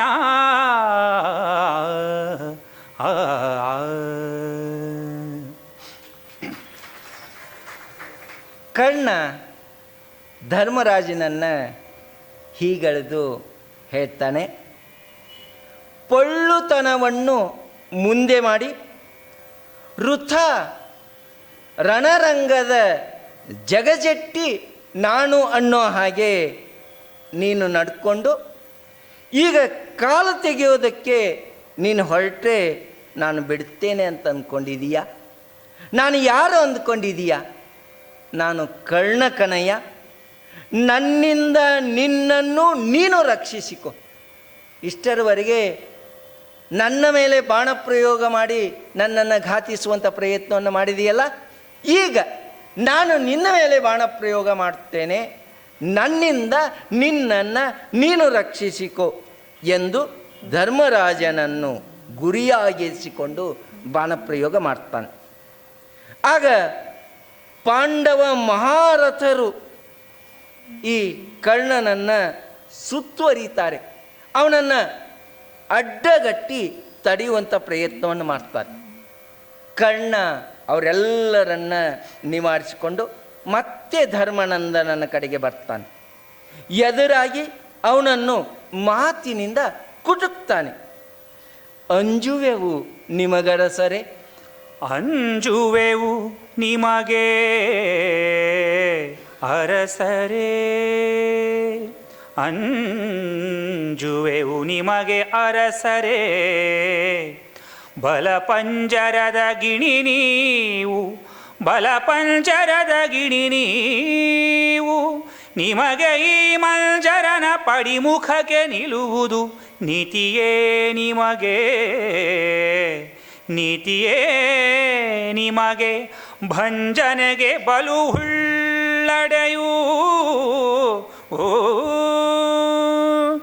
ನಿಮಗಂಜುವರು ಗುರು ಭೀಷ್ಮರು, ನಿಮಗೆ ಅಂಜುವರು ಪರಿರಂಜಕರು ತಾವಲ್ಲ ಎನುತ, ಪರಿರಂಜಕರು ತಾವಲ್ಲ ಎನುತ ತಾಗಿದನು ಭೂಪತಿಯ. ಅಂಜುವೆವು ನಿಮಗರಸರೆ. ಕರ್ಣ ಧರ್ಮರಾಜನನ್ನು ಉದ್ದೇಶಿಸಿ ಹೇಳ್ತಾನೆ.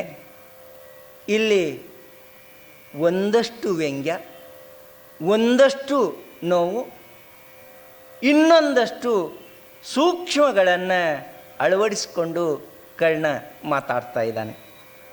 ಮಹಾಪ್ರಭು, ನಾವು ನಿಮಗೆ ಅಂಜುತ್ತೇವೆ. ಯಾಕೆ ಅಂಜುತ್ತೇವೆ ಅಂದರೆ, ಬಲವಾದ ಪಂಜರವನ್ನು ಹೊಂದಿರುವ ಗಿಣಿ ನೀವು. ಧರ್ಮರಾಜ ಗಿಣಿಯ ಹಾಗೆ ಇದ್ದಾನಂತೆ, ಸಾಕಿದ ಗಿಣಿಯ ಹಾಗೆ ಇದ್ದಾನಂತೆ. ಅವನನ್ನು ರಕ್ಷಿಸೋದಕ್ಕೆ 4 ಬಲವಾದ ಕಂಬಗಳ ಹಾಗೆ ತಮ್ಮಂದಿರಿದ್ದಾರೆ. ಆದರೆ ಕೇವಲ ತಮ್ಮಂದಿರು ಮಾತ್ರ ಅವನನ್ನು ರಕ್ಷಿಸ್ತಾ ಇದ್ದಾರಾ ಅಂತ ಕೇಳಿದರೆ ಇಲ್ಲ. ಕೌರವ ಪಕ್ಷದಲ್ಲೂ ಕೂಡ ಅವರನ್ನು ರಕ್ಷಿಸುವ ಸಾಕಷ್ಟು ಜನ ಇದ್ದರು. ಇವರೆಲ್ಲರ ರಕ್ಷಣೆಯ ಮಹಾಪಂಜರದ ಮಧ್ಯದ ಮುದ್ದಾದ ಗಿಣಿಯ ಹಾಗೆ ಆ ಧರ್ಮರಾಜ ಇದ್ದಾನೆ. ಆದ್ದರಿಂದ ನಾವು ಹೆದರ್ತೇವೆ, ಅಂಜುತ್ತೇವೆ. ಕಾರಣ ಏನು ಅಂದರೆ, ನಿಮ್ಮನ್ನು ಕೆಣಕೋಕ್ಕೆ ಹೋದರೆ ಯಾರು ಯಾವ ಕಡೆಯಿಂದ ನಮ್ಮ ಮೇಲೆ ಆಕ್ರಮಣ ಮಾಡ್ತಾರೆ ಗೊತ್ತಿಲ್ಲ.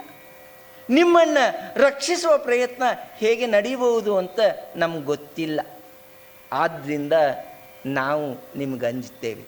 ನೀವು ಪಂಜರದ ಗಿಣಿಯ ಹಾಗಿದ್ದೀರಿ, ನಾವು ಹೇಗಿದ್ದೀವಿ ಅಂದರೆ, ಪಂಜರ ಬಿಟ್ಟು ಗಿಣಿ ಯಾವಾಗ ಹೊರಬಂದಿತು, ಯಾವಾಗ ಅದರ ಮೇಲೆ ಹಾರಿ ಏನು, ಯಾವಾಗ ಅದನ್ನು ಕಬಳಿಸಿ ಏನು ಅಂತ ಕಾಯ್ದು ಕೂತಂಥ ಬೆಕ್ಕಿನ ಹಾಗೆ ನಾವಿದ್ದೇವೆ. ಆದರೆ ಬೆಕ್ಕಿನ ಹಾಗೆ ಇರುವಂಥ ನಮ್ಮನ್ನು ಶಿಕ್ಷಿಸುವವರು ಯಾರು ಅಂತ ಗೊತ್ತಿಲ್ಲ. ಆದ್ದರಿಂದ ನಿಮ್ಮೊಂದಿಗಿನ ಹೋರಾಟ ಇದೆಯಲ್ಲ, ಈ ಹೋರಾಟದ ಸಂದರ್ಭದಲ್ಲಿ ನಾವು ನಿಮಗೆ ಅಂಜಬೇಕಾದ್ದು ಸಹಜವೇ. ಬೆಕ್ಕಿನ ಹಾಗೆ ನಾವಿರುವಾಗ ನೀವು ನಮ್ಮೊಂದಿಗೆ ಎದುರು ನಿಲ್ಲೋದಿದೆಯಲ್ಲ, ನಿಮಗೆ ನೀತಿ ಅಲ್ಲ, ನಿಮಗೆ ಅದು ಯೋಗ್ಯ ಅಲ್ಲ, ಸೂಕ್ತ ಅಲ್ಲ. ನಿಮ್ಮ ಪರಾಕ್ರಮ ಮನೋರಂಜಕವಾಗಿದ್ದರೂ ಭೀಷ್ಮ ದ್ರೋಣರು ನಿಮಗೆ ಅಂಜಿದರು. ಅಂದರೆ ಇದುವರೆಗಿನ ಮಹಾಭಾರತದ ಯುದ್ಧದಲ್ಲಿ ಭೀಷ್ಮಾಚಾರ್ಯರು ಹೋರಾಟ ಮಾಡ್ತಾರೆ, ದ್ರೋಣಾಚಾರ್ಯರು ಹೋರಾಟ ಮಾಡ್ತಾರೆ. ಭೀಷ್ಮಾಚಾರ್ಯರ ದ್ರೋಣಾಚಾರ್ಯರ ಹೋರಾಟವೆಲ್ಲವೂ ಕೂಡ ಧರ್ಮಜನ ಬಗೆಗಿನ ಗೌರವದಿಂದನೇ ನಡೆಯುತ್ತೆ. ಯಾವುದೇ ಸಂದರ್ಭದಲ್ಲಿ ಧರ್ಮಜನಿಗೆ ಆಗಲಿ ಪಾಂಡವರಿಗೆ ಆಗಲಿ ಕಿಂಚಿತ್ತು ಘಾಸಿಯಾಗದ ಹಾಗೆ ಅವರಿಬ್ಬರೂ ನೋಡಿಕೊಳ್ತಾರೆ. ಆದರೆ ನಾನು ಆ ರೀತಿಯ ಪರಿರಂಜಕ ಅಲ್ಲ. ಏಕಕಾಲಕ್ಕೇ ಧರ್ಮಜನನ್ನು ಪರೋಕ್ಷವಾಗಿ ಭೀಷ್ಮ ದ್ರೋಣರನ್ನು ಇಲ್ಲಿ ಕರ್ಣ ಕುಟುಕ್ತಾ ಇದ್ದಾನೆ.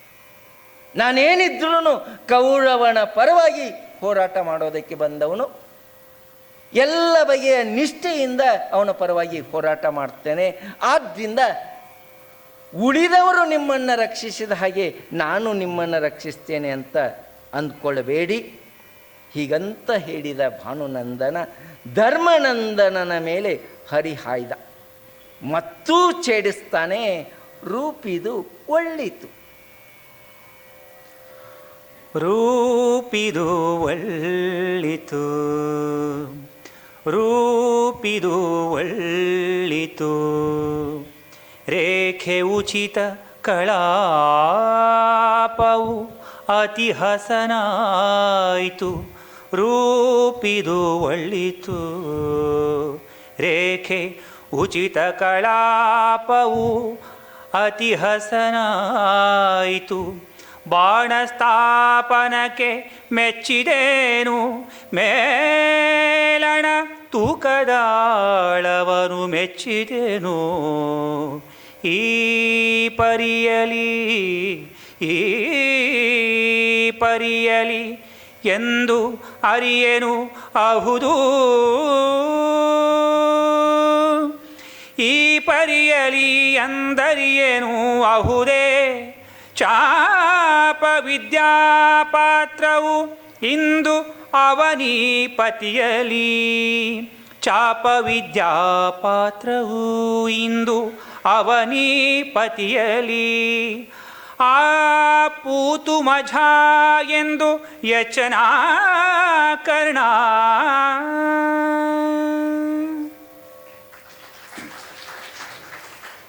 ಕರ್ಣ ಧರ್ಮಜನನ್ನ ಕುರಿತು ಹೇಳ್ತಾನೆ, ನೋಡಲು ಸುಂದರವಾಗಿದ್ದೀರಾ, ದೇಹ ಸೌಷ್ಠವ ಚೆನ್ನಾಗಿದೆ, ನಿಮ್ಮ ಎಲ್ಲ ಕಾರ್ಯಕಲಾಪಗಳು ಸ್ವಚ್ಛವಾಗಿವೆ. ನೀವು ಬಾಣವನ್ನು ಹೂಡುವ ಕ್ರಮ ನನಗೆ ಮೆಚ್ಚುಗೆಯಾಯಿತು. ಇವುಗಳಿಂದ ಮಿಗಿಲಾಗಿ ನಿಮ್ಮ ವ್ಯಕ್ತಿತ್ವದ ಘನತೆ ಎಂತಹುದು ಎಂಬುದನ್ನು ನಾನು ಅರ್ಥ ಮಾಡಿಕೊಂಡಿದ್ದೇನೆ. ಅರಸರಾದ ನೀವು ನಿಜವಾದ ಚಾಪವಿದ್ಯಾ ಪಾತ್ರರು ಹೌದು. ಪೂತು ಮಜ ಎಂದು ಕರ್ಣ ಬಾಣಪ್ರಯೋಗ ಮಾಡಿದ. ಇಲ್ಲಿ ಧರ್ಮಜನನ್ನ ಕುರಿತ ಕರ್ಣನ ಮೆಚ್ಚುಗೆ ಇದೆಯಲ್ಲ, ಇಲ್ಲಿ ಒಂದು ಬಗೆಯ ಪ್ರಾಮಾಣಿಕತೆಯೂ ಇದೆ, ಒಂದು ಬಗೆಯ ವ್ಯಂಗ್ಯವೂ ಕಾಣುವ ಸಾಧ್ಯತೆ ಇದೆ. ಆದರೆ ಇದನ್ನು ಪ್ರಾಮಾಣಿಕತೆ ಅಂತಲೇ ನಾವು ಪರಿಭಾವಿಸ್ಬೋದು. ಏಕೆಂದರೆ ಕೊನೆಗೂ ಕೂಡ ಕರ್ಣ ಧರ್ಮಜನನ್ನು ಯಾವ ದೃಷ್ಟಿಯಿಂದ ನೋಡ್ತಾನೆ ಅನ್ನೋದನ್ನು ನಾವು ಈ ಭಾಗದ ಕೊನೆಯಲ್ಲಿ ಗಮನಿಸಲಿಕ್ಕಿದ್ದೇವೆ. ಏನೇ ಆಗಲಿ, ಧರ್ಮಜನ ಬಗೆಗಿನ ಅವನ ವ್ಯಕ್ತಿತ್ವದ ಎಲ್ಲ ಪಾಂಗುಗಳನ್ನು ಗುರುತಿಸ್ತಾ ಗೌರವಿಸ್ತಾ ಕರ್ಣ ಮತ್ತೆ ತನ್ನ ಕರ್ತವ್ಯದ ದೃಷ್ಟಿಯಿಂದ ಬಾಣಪ್ರಯೋಗವನ್ನು ಮಾಡ್ತಾನೆ. ಆಗ ಯುಧಿಷ್ಠಿರ ಇಷ್ಟೆಲ್ಲವನ್ನು ಕೇಳಿಸಿಕೊಂಡು ಪ್ರತಿಯಾಗಿ ಹೇಳ್ತಾನೆ, ಗಂಡು ಗರ್ವವನ್ ಎಮ್ಮೊಡನೆ. ಗಂಡು ಗರ್ವವನು ಎಮ್ಮೊಡನೆ ಕೋದಂಡದಲ್ಲಿ ಮೆರೆ ಸಾಕು. ಗಂಡು ಗರ್ವವನು ಎಮ್ಮೊಡನೆ ಕೋದಂಡದಲ್ಲಿ ಮೆರೆ ಸಾಕು. ನಿನ್ನಯ ಭಂಡ ವಿದ್ಯವ ಮೆರೆವಡೆ ಅದಲ ಕೌರವಸ್ಥಾನ. ದಿಂಡುದರಿವೆನು ದಿಂಡುದ ಅರಿವೆನು ಸೈರಿಸೆನುತ ಅವ ಖಂಡ ಶರನಿಕರದಲ್ಲಿ. ಅವ ಖಂಡ ಕರ ಶರನಿಕರದಲ್ಲಿ ರಿಪುಮಾರ್ತಂಡ ತನಯನನು ಹೆಚ್ಚು ಬೊಬ್ಬಿರಿದನು ಮಹೀಪಾಲ.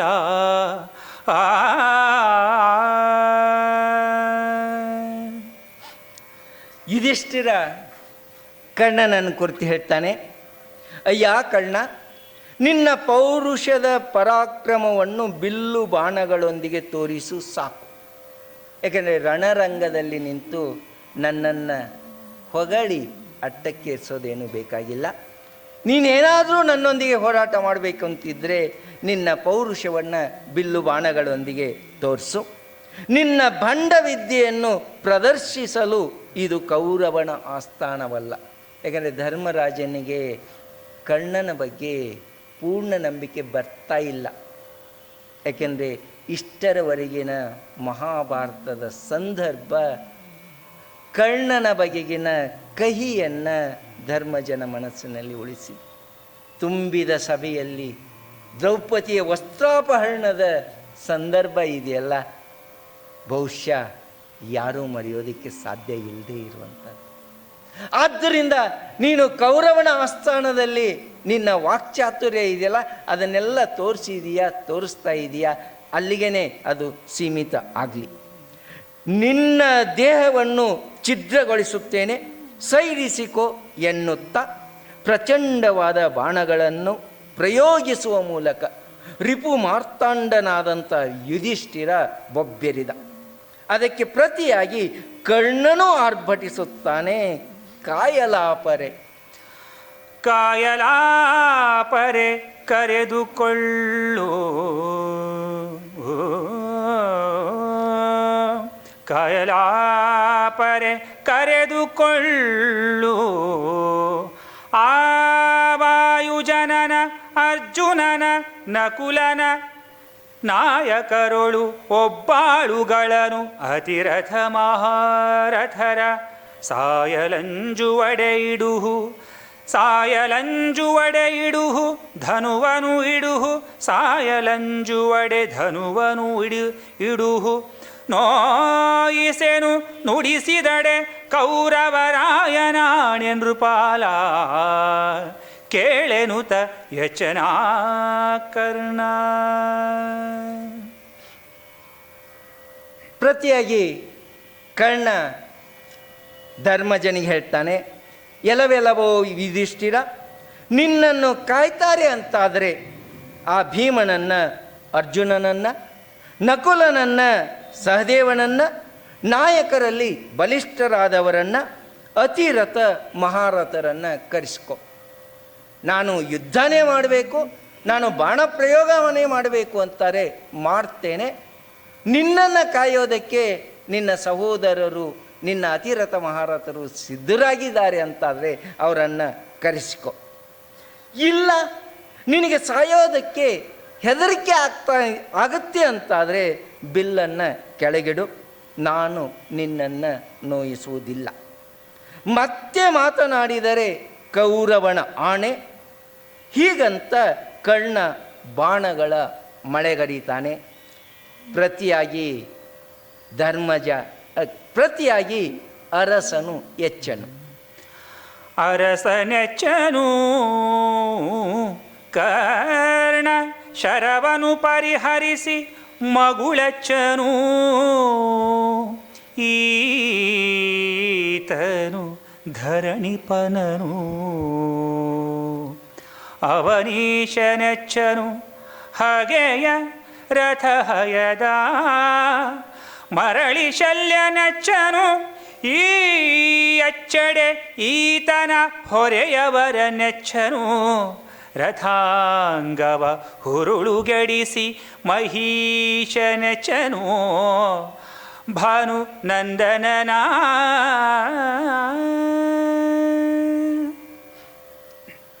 ಕರ್ಣ ಧರ್ಮಜರ ಮಧ್ಯೆ ಯುದ್ಧ ನಡೆಯುತ್ತೆ. ಅವನು ಹೆಚ್ಚುತ್ತಾನೆ, ಪ್ರತಿಯಾಗಿ ಇವನು ಹೆಚ್ಚುತ್ತಾನೆ. ಇಬ್ಬರ ಮಧ್ಯೆ ಬಾಣಗಳ ವಿನಿಮಯ ನಡೆಯುತ್ತೆ. ಕರ್ಣನ ಬಾಣಗಳನ್ನು ತುಂಡರಿಸುವ ಹಾಗೆ ಯುಧಿಷ್ಠಿರ ಬಾಣಗಳನ್ನು ಎಸೀತಾನೆ. ಮರಳಿ ಕರ್ಣ ಬಾಣ ಪ್ರಯೋಗ ಮಾಡ್ತಾನೆ. ಅವನಿಪನಾದ ಧರ್ಮರಾಜ ಕರ್ಣನ ರಥವನ್ನು, ಕುದುರೆಯನ್ನು ನಾಶವಾಗುವ ಹಾಗೆ ಬಾಣ ಬಿಡ್ತಾನೆ. ಕೊನೆಗೆ ಶಲ್ಯನನ್ನು ಘಾತಿಸ್ತಾನೆ, ಪರಿವಾರದವರನ್ನು ನೋಯಿಸ್ತಾನೆ. ಭಾನುನಂದನನ ರಥಾಂಗವನ್ನೇ ಹುರುಳಿಗೆಡಿಸಿ ಧರ್ಮನಂದನ ಯುದ್ಧ ಮಾಡುತ್ತಾನೆ. ಯುಧಿಷ್ಠಿರನ ಯುದ್ಧದ ಪಾಂಗನ್ನು ನೋಡಿ ಕವಿ ಉದ್ಗರಿಸ್ತಾನೆ. ಅಕಟ ಚಂದ್ರಿಕೆ ಗೆದ್ದುದೋ, ಅಕಟ ಚಂದ್ರಿಕೆ ಗೆದ್ದುದೋ, ಅಕಟ ಚಂದ್ರಿಕೆ ಗೆದ್ದುದೋ. ಪಾವಕನ ಝಳವು ಈ ಧರ್ಮಪುತ್ರನ ವಿಕಳ ಶರದಲ್ಲಿ ಕರ್ಣನೊಂದನಲ. ಮಹಾದೇವ ಮಹಾದೇವ ಅಕುಟಿಲರು ನೀವೆಮ್ಮವಲು ಬಾಧಕರೆ ಪರರಿಗೆ ಪರಶುಧರ ಸಾಯಕದ ಸವಿನೋಡದೆ ಸವಿನೋಡು ಆದಡೆ ಎನುತ ಯಚನು ಮಹೀಪತಿಯ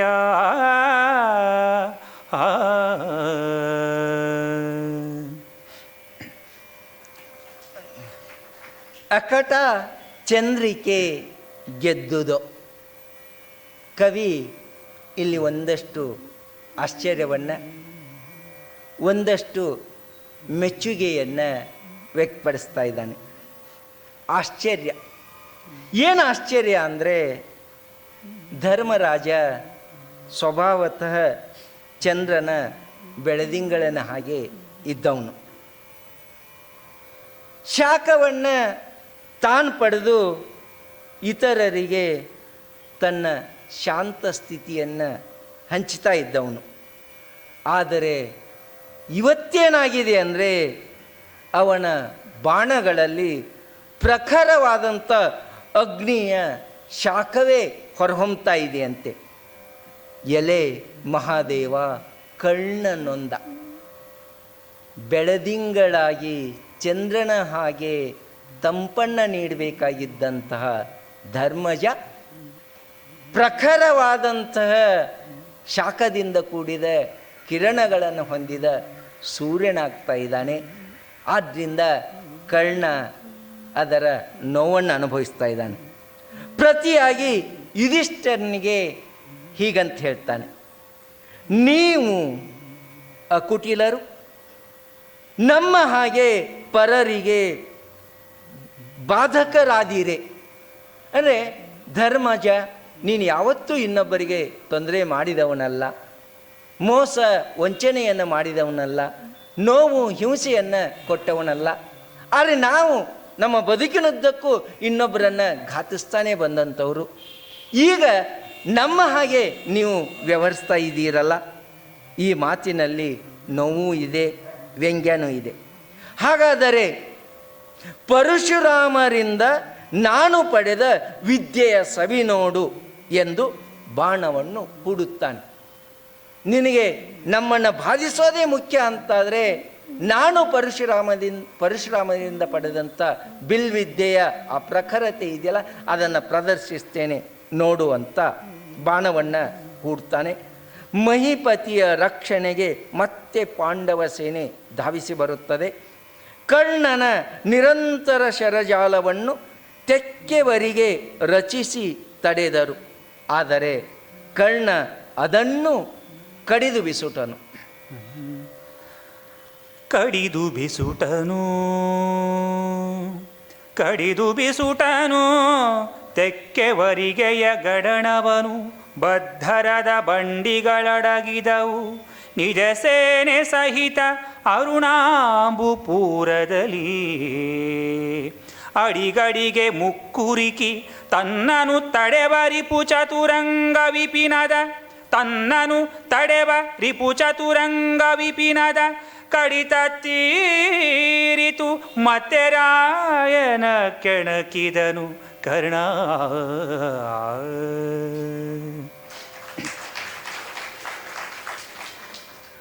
ಅವನಿಪತಿಯಾದಂಥ ಯುಧಿಷ್ಠಿರನನ್ನು ರಕ್ಷಿಸಲು ಪಾಂಡವ ಸೇನಾ ಸಮೂಹ ತೆಕ್ಕೆವರಿಗೆಯನ್ನು ನಿರ್ಮಿಸಿದೆ. ಈ ಮಾನವ ಸರಪಳಿ ಅಂತ ಕರಿತೀವಲ್ಲ, ಮಾನವ ಸರಪಳಿಯ ಹಾಗೆ ಧರ್ಮರಾಜನನ್ನು ರಕ್ಷಿಸೋದಕ್ಕೆ ಪಾಂಡವ ಸೇನೆಯೆಲ್ಲ ಒಬ್ಬರಿಗೊಬ್ಬರು ತೆಕ್ಕೆಯನ್ನು ಕೂಡಿಸಿಕೊಂಡು ಒಂದು ಕೋಟೆಯನ್ನು ನಿರ್ಮಿಸಿದ್ದಾರೆ. ಕರ್ಣ ಆ ತೆಕ್ಕೆವರಿಗೆಯನ್ನು ಕಡಿದು ಬಿಸುತ್ತಾನೆ. ಸುಸಜ್ಜಿತವಾದಂಥ ರಥಗಳು ನಾಶವಾಗ್ತವೆ. ನಿಜ ಸೇನೆ ರಕ್ತ ಪ್ರವಾಹದಲ್ಲಿ ಮುಳುಗುತ್ತೆ. ಕರ್ಣನನ್ನು ಅಡಿಗಡಿಗೆ ಮುತ್ತಿಕೊಂಡು ತಡೆಯುತ್ತಿದ್ದ ಶತ್ರು ಸೈನ್ಯದ ಕಾಡುವಿಕೆ ಇಲ್ಲವಾಗುತ್ತೆ. ಮತ್ತೆ ಕರ್ಣ ಧರ್ಮರಾಯನನ್ನು ಕೆಣಕ್ತಾನೆ. ಕಾವಣಾರೈ ಕರ್ಣ ಮುನಿದರೆ. ಕಾವನಾರೈ ಕರ್ಣ, ಕಾವನಾರೈ ಕರ್ಣ, ಮುನಿದರೆ ಜೀವದಲ್ಲಿ ಕಕುಲತೆ ಏತಕ್ಕೆ ಶರಾವಳಿಗಳಲ್ಲಿ, ಆ ಕರಾಗ್ರದಲ್ಲಿ ಉಗ್ರಧನು ವಿದಲ, ಕಾವನಾರೈ ಕರ್ಣ, ಮುನಿದರೆ ಜೀವದಲ್ಲಿ ಕಕುಲಿತೇಕೆ ಶರಾವಳಿಗಳಲ್ಲಿ, ಶರಾವಳಿಗಳಿವಲ, ಕರಾಗ್ರದಲ್ಲಿ ಉಗ್ರಧನು ವಿದಲ, ನಾವು ಸೂತನ ಮಕ್ಕಳುಗಳೈ, ನಾವು ಸೂತನ ಮಕ್ಕಳುಗಳೈ, ನೀವಲೇ ಕ್ಷತ್ರಿಯರು ನಾವು ಸೂತನ ಮಕ್ಕಳು, ನೀವಲೇ ಕ್ಷತ್ರಿಯರು ನಿಮಗೆ ಯಮಗೆ ಆವುದಂತರ, ಆವುದಂತರವು, ಅತಿ ಬಳರು ನೀವು ಎನ್ನುತ್ತ ತೆಗೆದೆಚ್ಚ.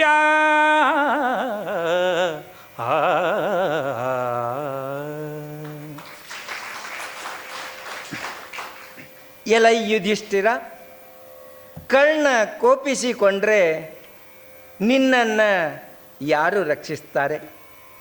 ಇನ್ನು ನಿನಗೆ ನಿನ್ನ ಪ್ರಾಣದ ಬಗೆಗಿನ ಕಕ್ಕುಲತೆ ಬೇಡ. ಇದೋ ಬಾಣಗಳನ್ನು, ಇದೋ ಬಾಣಗಳು, ಇದೋ ಕೈಯಲ್ಲಿ ಧನುಸ್ಸು ಇದೆ. ನಾವು ಸೂತನ ಮಕ್ಕಳು, ನೀವು ಕ್ಷತ್ರಿಯರು. ಆದರೆ ನಾವು ಸೂತನ ಮಕ್ಕಳಾಗಿರ್ಬೋದು, ನೀವು ಕ್ಷತ್ರಿಯರಾಗಿರ್ಬೋದು.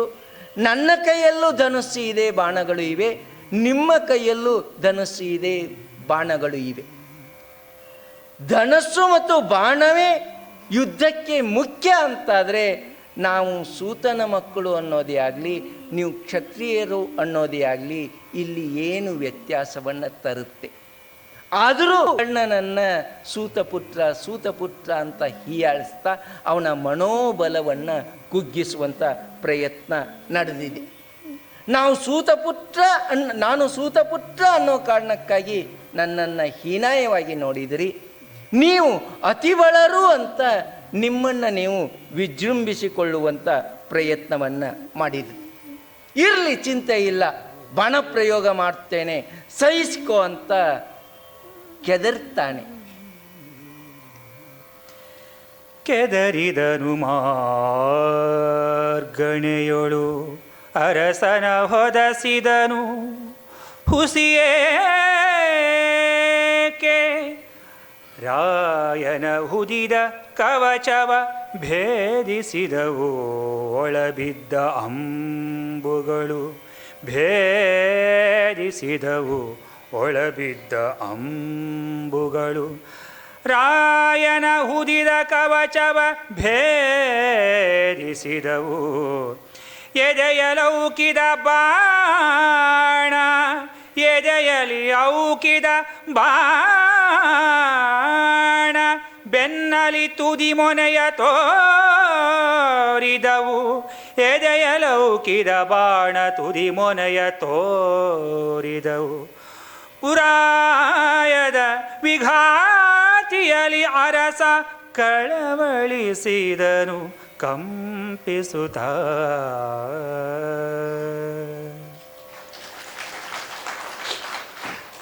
ಕೆದರಿದನು ಕರ್ಣ.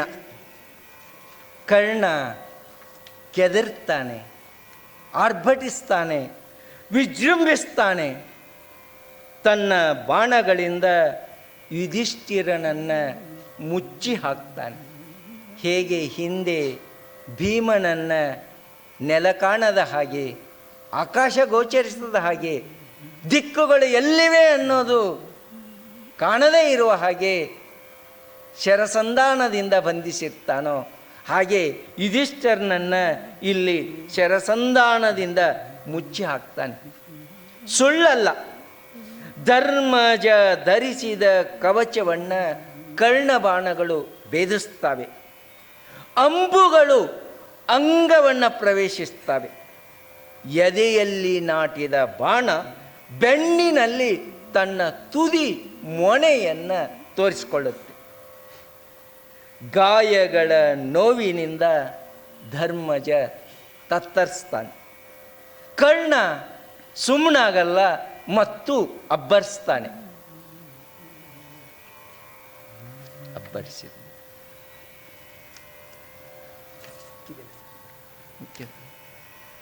ಸಿಕ್ಕಿದೆಯಲ್ಲ,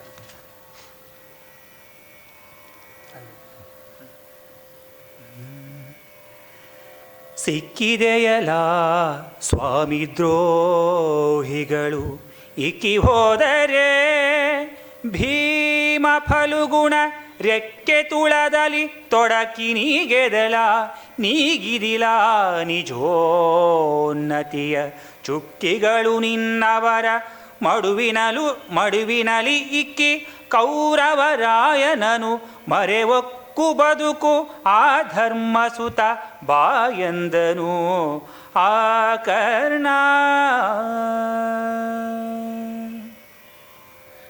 ಕರ್ಣ ಆರ್ಭಟಿಸ್ತಾನೆ. ಎಲೆ ಧರ್ಮಜ, ಸಿಕ್ಕಿದೆಯಲ್ಲ, ಕೊನೆಗೂ ಕೂಡ ನನ್ನ ಬಾಣಗಳ ಘಾತಕ್ಕೆ ಒಳಗಾಗಿ ನೀನು ಸಿಕ್ಕಾಕ್ಕೊಂಡಿದೆಯಲ್ಲ. ಆ ಸ್ವಾಮಿ ದ್ರೋಹಿಗಳಾದ ಭೀಮ ಅರ್ಜುನರು ನಿನ್ನನ್ನು ಏಕಾಂಗಿಯಾಗಿ ಬಿಟ್ಟು ಹೋದರೆ ನೀನು ಎಂತಹ ಗಣವಂತ. ಅಂದರೆ ಇಲ್ಲಿ ಧರ್ಮಜನನ್ನು ಮತ್ತೆ ಹೊಗಳ್ತಾ ಭೀಮ ಮತ್ತು ಅರ್ಜುನರನ್ನು ಛೇಡಿಸುವಂಥ ಪ್ರಯತ್ನವನ್ನು ಇಲ್ಲಿ ಕರ್ಣ ಮಾಡ್ತಾ ಇದ್ದಾನೆ. ನೀನು ಎಂಥ ಗಣವಂತ, ರಣರಂಗದಲ್ಲಿ ಸಿಕ್ಕಿಕೊಂಡು ನಿನ್ನ ನಿಜ ಗಣತಿಯನ್ನು ನೀಗಿಕೊಂಡೆಯಲ್ಲ. ಚುಕ್ಕಿಗಳ ಹಾಗಿರುವ ನಿನ್ನವರನ್ನು ನೀರಿಗೆ ಹಾಕಿ ಕೌರವರಾಯನ ಮೊರೆ ಹೊಕ್ಕು ಬದುಕು. ಇಲ್ಲಿ ಧರ್ಮಜನಿಗೆ ಏನೋ ಹಿತೋಪದೇಶ ಮಾಡೋ ಹಾಗೆ ಕರ್ಣ ಹೇಳ್ತಾ ಇದ್ದಾನೆ. ನೀನು ನಿನ್ನ ತಮ್ಮಂದಿರಿಗಾಗಿ ನಿನ್ನ ಪ್ರಾಣವನ್ನೇ ಕೊಡೋದಕ್ಕೆ ಮುಂದೆ ಬಂದಿದೀಯಾ. ಆದರೆ ನಿನ್ನ ತಮ್ಮಂದಿರಾದಂಥ ಭೀಮ ಅರ್ಜುನರು ಏನು ಮಾಡಿದ್ದಾರೆ? ನಿನ್ನನ್ನು ಏಕಾಂಗಿಯಾಗಿ ಈ ರಣರಂಗದಲ್ಲಿ ನಿಲ್ಲಿಸಿ ಅವರು ಹೊರಟೋಗ್ಬಿಟ್ಟಿದ್ದಾರಲ್ಲ. ಆದ್ದರಿಂದ ನೀನು ಚುಕ್ಕಿಗಳ ಹಾಗಿರುವಂಥ ನಿನ್ನವರನ್ನು ನೀರಿಗೆ ಹಾಕಿ ಕೌರವರಾಯನ ಮೊರೆ ಹೊಕ್ಕು ಬದುಕು. ಬಾರೈ ಧರ್ಮಸುತ ಹಾಗಂತ ಹೇಳಿ ಆಹ್ವಾನಿಸ್ತಾನೆ. ಮುಂದುವರೆದು ಹೇಳ್ತಾನೆ, ಸಾಳುವನ ಕೂಡರಗಳಿಗೆ ಸಮೇಳವೆ. ಸಾಳುವನ ಕೂಡರಗಳಿಗೆ ಸಮಮೇಳವೇ. ಸಾಳುವನ ಕೂಡರಗಳಿಗೆ ಸಮಮೇಳವೇ. ಸಮೇಳವೇ ಶಸ್ತ್ರಜ್ಞನಾದಡೆ ಸೋಲುವುದೇ. ವರಶಸ್ತ್ರ ವಿದ್ಯಾ ಪ್ರೌಢಿಯದು ಬೇರೆ ಆಳುತನದ ಅಭಿಮಾನವದು ಕರವಾಳಧಾರೆಗೆ. ಕರವಾಳಧಾರಾಗಮನವು ಅರಸರೇ ಕುಳರಾದಿರಿ ನೀವು ಎನ್ನುತ್ತ ಭಂಗಿಸಿದನ ಕರ್ಣ.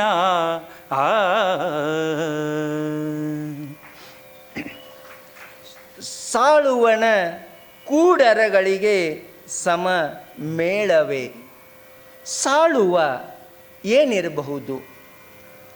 ಸಾಳುವ ಅಂದರೆ ಗಿಡುಗ ಅನ್ನೋ ಅರ್ಥ ಇದೆ. ಗುಬ್ಬಚ್ಚಿ ಆದರೆ ನಮ್ಮ ಮನೆಯ ಅಂಗಳದಲ್ಲಿ ಓಡಾಡಿಕೊಂಡು ನಮ್ಮೊಟ್ಟಿಗೆ ಒಂದು ಆಪ್ತ ಭಾವವನ್ನು ಸೃಷ್ಟಿಸಿಕೊಂಡಿರುತ್ತೆ. ಗರುಡ ಆದರೆ ಆಕಾಶದೆತ್ತರಕ್ಕೆ, ಸ್ವರ್ಗದೆತ್ತರಕ್ಕೆ ಹಾರಾಡ್ತಾ ದೇವಲೋಕದ ಸಾಮೀಪ್ಯವನ್ನು ತಾನೂ ಪಡೆಯುತ್ತೆ.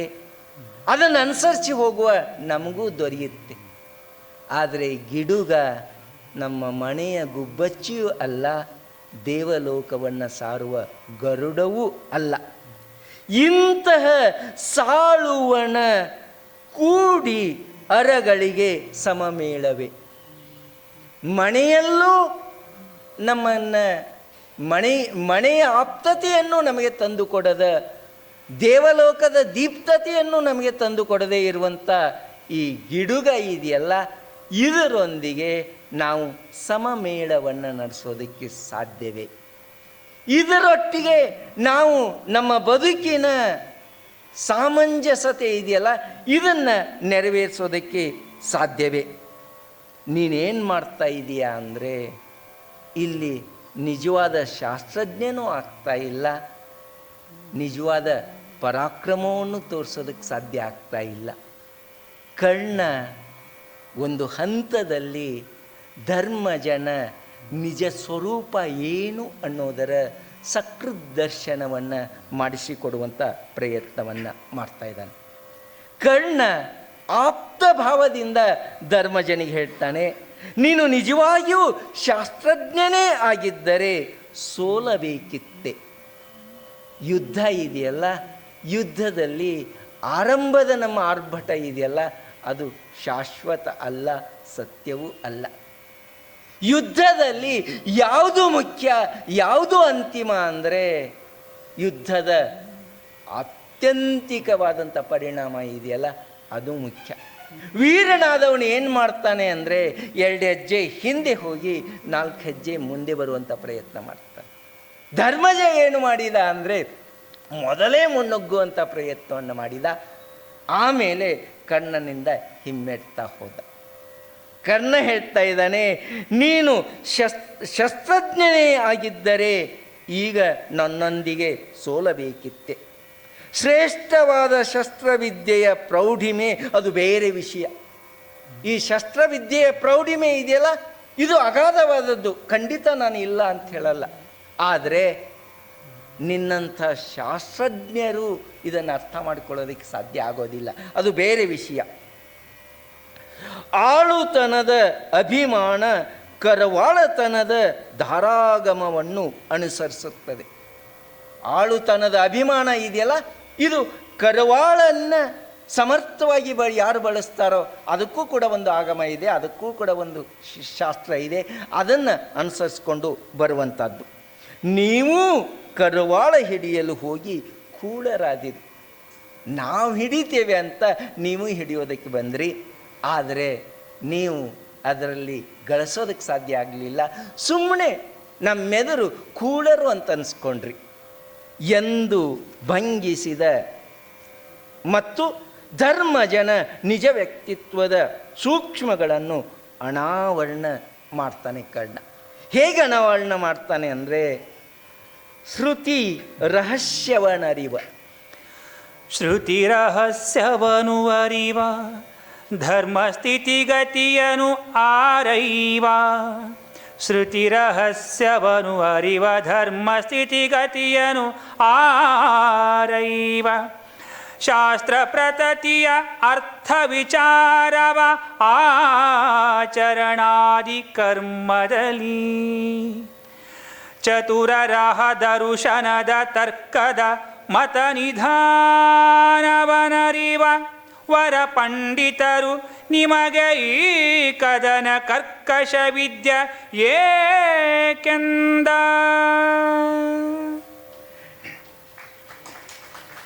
ನಿಮಗೆ ಈ ಕದನ ಕರ್ಕಶ ವಿದ್ಯೆ ಏಕೆಂದ. ಕುಮಾರವ್ಯಾಸ ತಮ್ಮ ಪೀಠಿಕಾ ಪದ್ಯಗಳಲ್ಲಿ ಅರಸುಗಳಿಗಿದು ವೀರ, ದ್ವಿಜರಿಗೆ ಪರಮವೇದದ ಸಾರ, ಯಾರ್ಯಾರಿಗೆ ಈ ಕಾವ್ಯ ಏನೇನನ್ನು ಕೊಡುತ್ತೆ ಅನ್ನೋದನ್ನು ಸವಿಸ್ತಾರವಾಗಿ ಪ್ರಸ್ತಾಪಿಸ್ತಾರೆ. ಅಂತಿಮವಾಗಿ ಕುಮಾರವ್ಯಾಸ ನಮ್ಮನ್ನು ಯಾವೆಡೆಗೆ ಕರೆದೊಯ್ತಾ ಇದ್ದಾನೆ ಅಂದರೆ ಯುದ್ಧದ ಮಧ್ಯದಲ್ಲೇ ಯುದ್ಧ ವಿರಹಿತವಾದ ಸಮಾಜದ ಕಡೆಗೆ ನಾವು ಸಾಗಬೇಕು ಅನ್ನೋದನ್ನು ಸೂಚಿಸೋ ಪ್ರಯತ್ನ ಮಾಡ್ತಾ ಇದ್ದಾನೆ. ಯುದ್ಧ ಯುದ್ಧ ಯುದ್ಧ ಯುದ್ಧವನ್ನು ಗೆದ್ದವರು ಇವತ್ತು ಬದುಕಿಲ್ಲ, ಸತ್ತವರಂತೂ ಯಾವತ್ತೋ ಸತ್ತೋಗಿದ್ದಾರೆ. ಇನ್ನು ಧರ್ಮಜನಂತಹ ವಿವೇಕಿಗಳು, ವಿವೇಚನಾಶೀಲರು ಕೂಡ. ಕವಿ ಹೇಳ್ತಾ ಇದ್ದಾನೆ, ಕದನ ಕರ್ಕಶ ವಿದ್ಯೆ. ಯುದ್ಧ ವಿದ್ಯೆಯೂ ಕೂಡ ವಿದ್ಯೆನೇ, ಆದರೆ ಅದನ್ನು ಕರ್ಕಶ ವಿದ್ಯೆ ಅಂತ ಕವಿಯಲ್ಲಿ ಕರೀತಾ ಇದ್ದಾನೆ. ಧರ್ಮಜನನ್ನ ಕುರಿತಂತೆ ಕರ್ಣ ಹೇಳೋ ಮಾತೇನು ಅಂದರೆ, ಕರ್ಣ ಧರ್ಮನಂದನನ ನಿಜ ಯೋಗ್ಯತೆಯನ್ನು ಗುರುತಿಸಿ ಹೇಳ್ತಾ ಇದ್ದಾನೆ. ಧರ್ಮರಾಜ, ನಿನ್ನಲ್ಲಿ ಯಾವೆಲ್ಲ ಯೋಗ್ಯತೆಗಳಿವೆ ಗೊತ್ತೇ? ನೀನು ಎಂಥ ಘನವಂತ ಅನ್ನೋದು ಗೊತ್ತೇ? ನೀನು ನಮಗೆ ಯಾವ ಕಾರಣಕ್ಕಾಗಿ ಮುಖ್ಯ ಗೊತ್ತೇ ಅಂತ ಕರ್ಣ ಹೇಳ್ತಾ ಇದ್ದಾನೆ. ಅವನು ಶ್ರುತಿ ರಹಸ್ಯವನ್ನು ಅರ್ಥ ಮಾಡಿಕೊಳ್ಳುವವನಾಗಿದ್ದ, ಧರ್ಮದ ಸ್ಥಿತಿಗತಿಯ ಬಗ್ಗೆ ವಿವೇಚಿಸಬಲ್ಲವನಾಗಿದ್ದ, ಶಾಸ್ತ್ರ ಸಮೂಹದ ಅರ್ಥ ಗ್ರಹಿಸಬಲ್ಲವನಾಗಿದ್ದ, ವಿಚಾರ ಆಚರಣಾದಿ ಕರ್ಮಗಳಲ್ಲಿ ಚತುರನಾಗಿದ್ದ, ದರ್ಶನ ತರ್ಕ ಮತ ನಿಧಾನವನರಿವ ಶ್ರೇಷ್ಠ ಪಂಡಿತನಾಗಿದ್ದ. ಇಂತಹ ಧರ್ಮಜನಿಗೆ ಏಕೆ ಕದನ ಕರ್ಕಶ ವಿದ್ಯೆ ಎಂಬುದು ಕರ್ಣನ ಮೂಲಭೂತವಾದಂಥ ಪ್ರಶ್ನೆ. ಕರ್ಣ ಧರ್ಮಜರ ಆ ಹಣಾಹಣಿಯ ನಿಜ ಫಲ ಯಾವುದು ಅಂದರೆ ಇದು. ಕರ್ಣ ಕೇಳ್ತಾನೆ, ಯಾ ಧರ್ಮರಾಜ, ನೀನು ಎಂಥವನು? ನಿನಗೇನು ಗೊತ್ತಿದೆ, ಏನು ಗೊತ್ತಿಲ್ಲ? ಈ ಸಂದರ್ಭದಲ್ಲಿ ಕರ್ಣ ಬಹುಶಃ ವಿರಾಟರಾಜನ ಆಸ್ಥಾನದಲ್ಲಿ ಕನಕಭಟ್ಟ ಅನ್ನುವಂಥ ಹೆಸರಿನಲ್ಲಿ ಧರ್ಮರಾಜ ವಿವೇಕದ, ಪ್ರಜ್ಞೆಯ, ಜ್ಞಾನದ, ಅರಿವಿನ ತಿಳುವಳಿಕೆಯನ್ನು ಕೊಡುವಂಥ ಪಾತ್ರವನ್ನು ವಹಿಸಿದ್ನಲ್ಲ, ಅದನ್ನು ನೆನಪಿಸ್ಕೊಳ್ತಾ ಇದ್ದಾನೆ. ಧರ್ಮಜ ಅನ್ನುವಂಥ ಹೆಸರಿನ ಸಾರ್ಥಕತೆ ಇದೆಯಲ್ಲ, ಅದನ್ನು ಇಲ್ಲಿ ಅರ್ಥ ಮಾಡಿಕೊಳ್ಳುವ ಪ್ರಯತ್ನವನ್ನು ಮಾಡ್ತಾ ಇದ್ದಾನೆ. ಧರ್ಮನಂದನನಾಗಿ ನಿಜವಾದ ಧರ್ಮದ ಹೆಗ್ಗಳಿಕೆ ಇದೆಯಲ್ಲ, ಅದನ್ನೇ ಎತ್ತಿ ಹಿಡಿಬೇಕಾದಂಥ ವ್ಯಕ್ತಿ ನೀನು. ಸ್ನೇಹಿತರು ಆರಂಭದಲ್ಲೇ ಹೇಳಿದರು, ಧರ್ಮ ವಿಚಾರ, ಇಡೀ ಕಾವ್ಯ ಧರ್ಮ ವಿಚಾರದ ಕಡೆಗೆ ನಮ್ಮನ್ನು ಕರೆದೊಯ್ತಾ ಇದೆ. ಧರ್ಮಜ ಅದರ ಪ್ರತಿರೂಪವಾಗಿದ್ದಾನೆ. ರಣರಂಗದಲ್ಲಿ ನಿಂತು ಒಂದು ಸಂದರ್ಭದಲ್ಲಿ ಕೃಷ್ಣ ಅರ್ಜುನನಿಗೆ ಗೀತೋಪದೇಶವನ್ನು ಮಾಡಿದರೆ, ಇಲ್ಲಿ ಕರ್ಣ ಎದುರಾಳಿಯಾಗಿ ನಿಂತುಕೊಂಡು ಹಣಾಹಣಿಯಾಗಿ ಹೋರಾಟವನ್ನು ಮಾಡಿ ಕೊನೆಗೆ ಧರ್ಮಜನಿಗೆ ಧರ್ಮಜನ ವಿಶ್ವರೂಪ ದರ್ಶನವನ್ನು ಮಾಡಿಸಿಕೊಡ್ತಾ ಇದ್ದಾನೆ. ಯುಧಿಷ್ಠಿರ ಹೇಗಿದ್ದರೆ ಒಳ್ಳೆಯದು ಎಂಬ ಬಗ್ಗೆಯೂ ಕರ್ಣ ಸಲಹೆ ನೀಡುತ್ತಾನೆ. ಏನಂತ ಸಲಹೆ ನೀಡುತ್ತಾನೆ? ವರ ನದಿಗಳಲ್ಲಿ ಮುಳುಗಿ, ವರ ನದಿಗಳಲ್ಲಿ ಮುಳುಗಿ ಮೂಗಿನ ಬೆರಳಲಿ ಊರ್ಧ್ವಶ್ವಾಸ ಪವನನ ಧರಿಸಿ ಕಾಲತ್ರಯ ಜಪಾನುಷ್ಠಾನ ಹೋಮದಲ್ಲಿ ಪರಮ ಋಷಿ ಮಧ್ಯದಲ್ಲಿ ನೀವಾಚರಿಸುವುದು ಬಿಸುಟೂಗಿ ಒಡೆ ಆಯ್ದು ಅದ ಹೊರಳಿ ಗಿಡಗಳ ಹೊದರೊಳು ಆಚರಿಸುವರೆ ನೀವೆಂದ.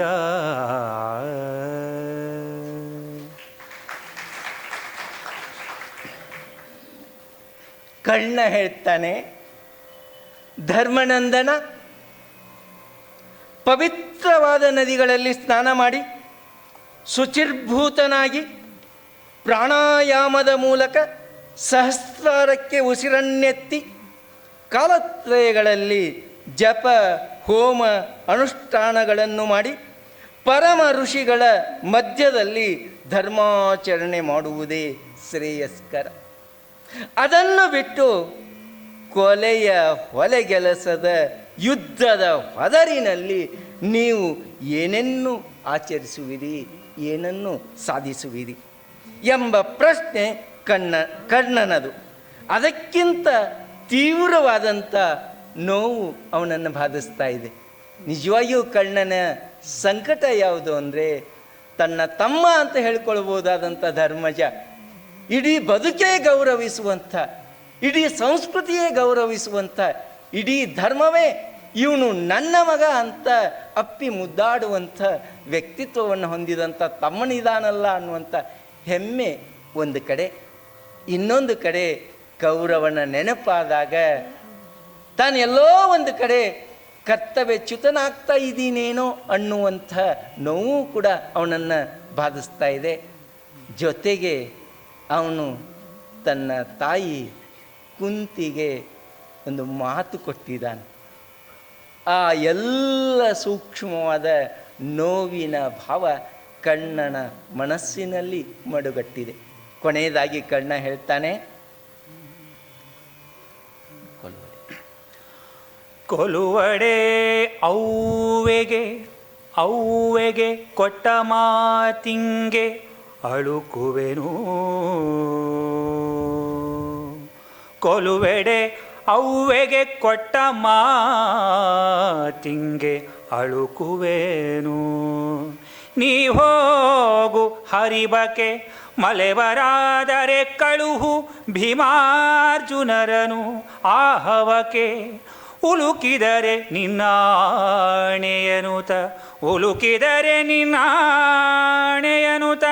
ಅಗ್ಗಳಿಸಿ ನೃಪತಿಯ ಕೆಡೆ ನುಡಿದು ಪರಬಲವ ಬರ ಹೇಳೆನುತ ನಿಂದನು ನುಡಿಸಿ ನಿಜಧನುವಾ.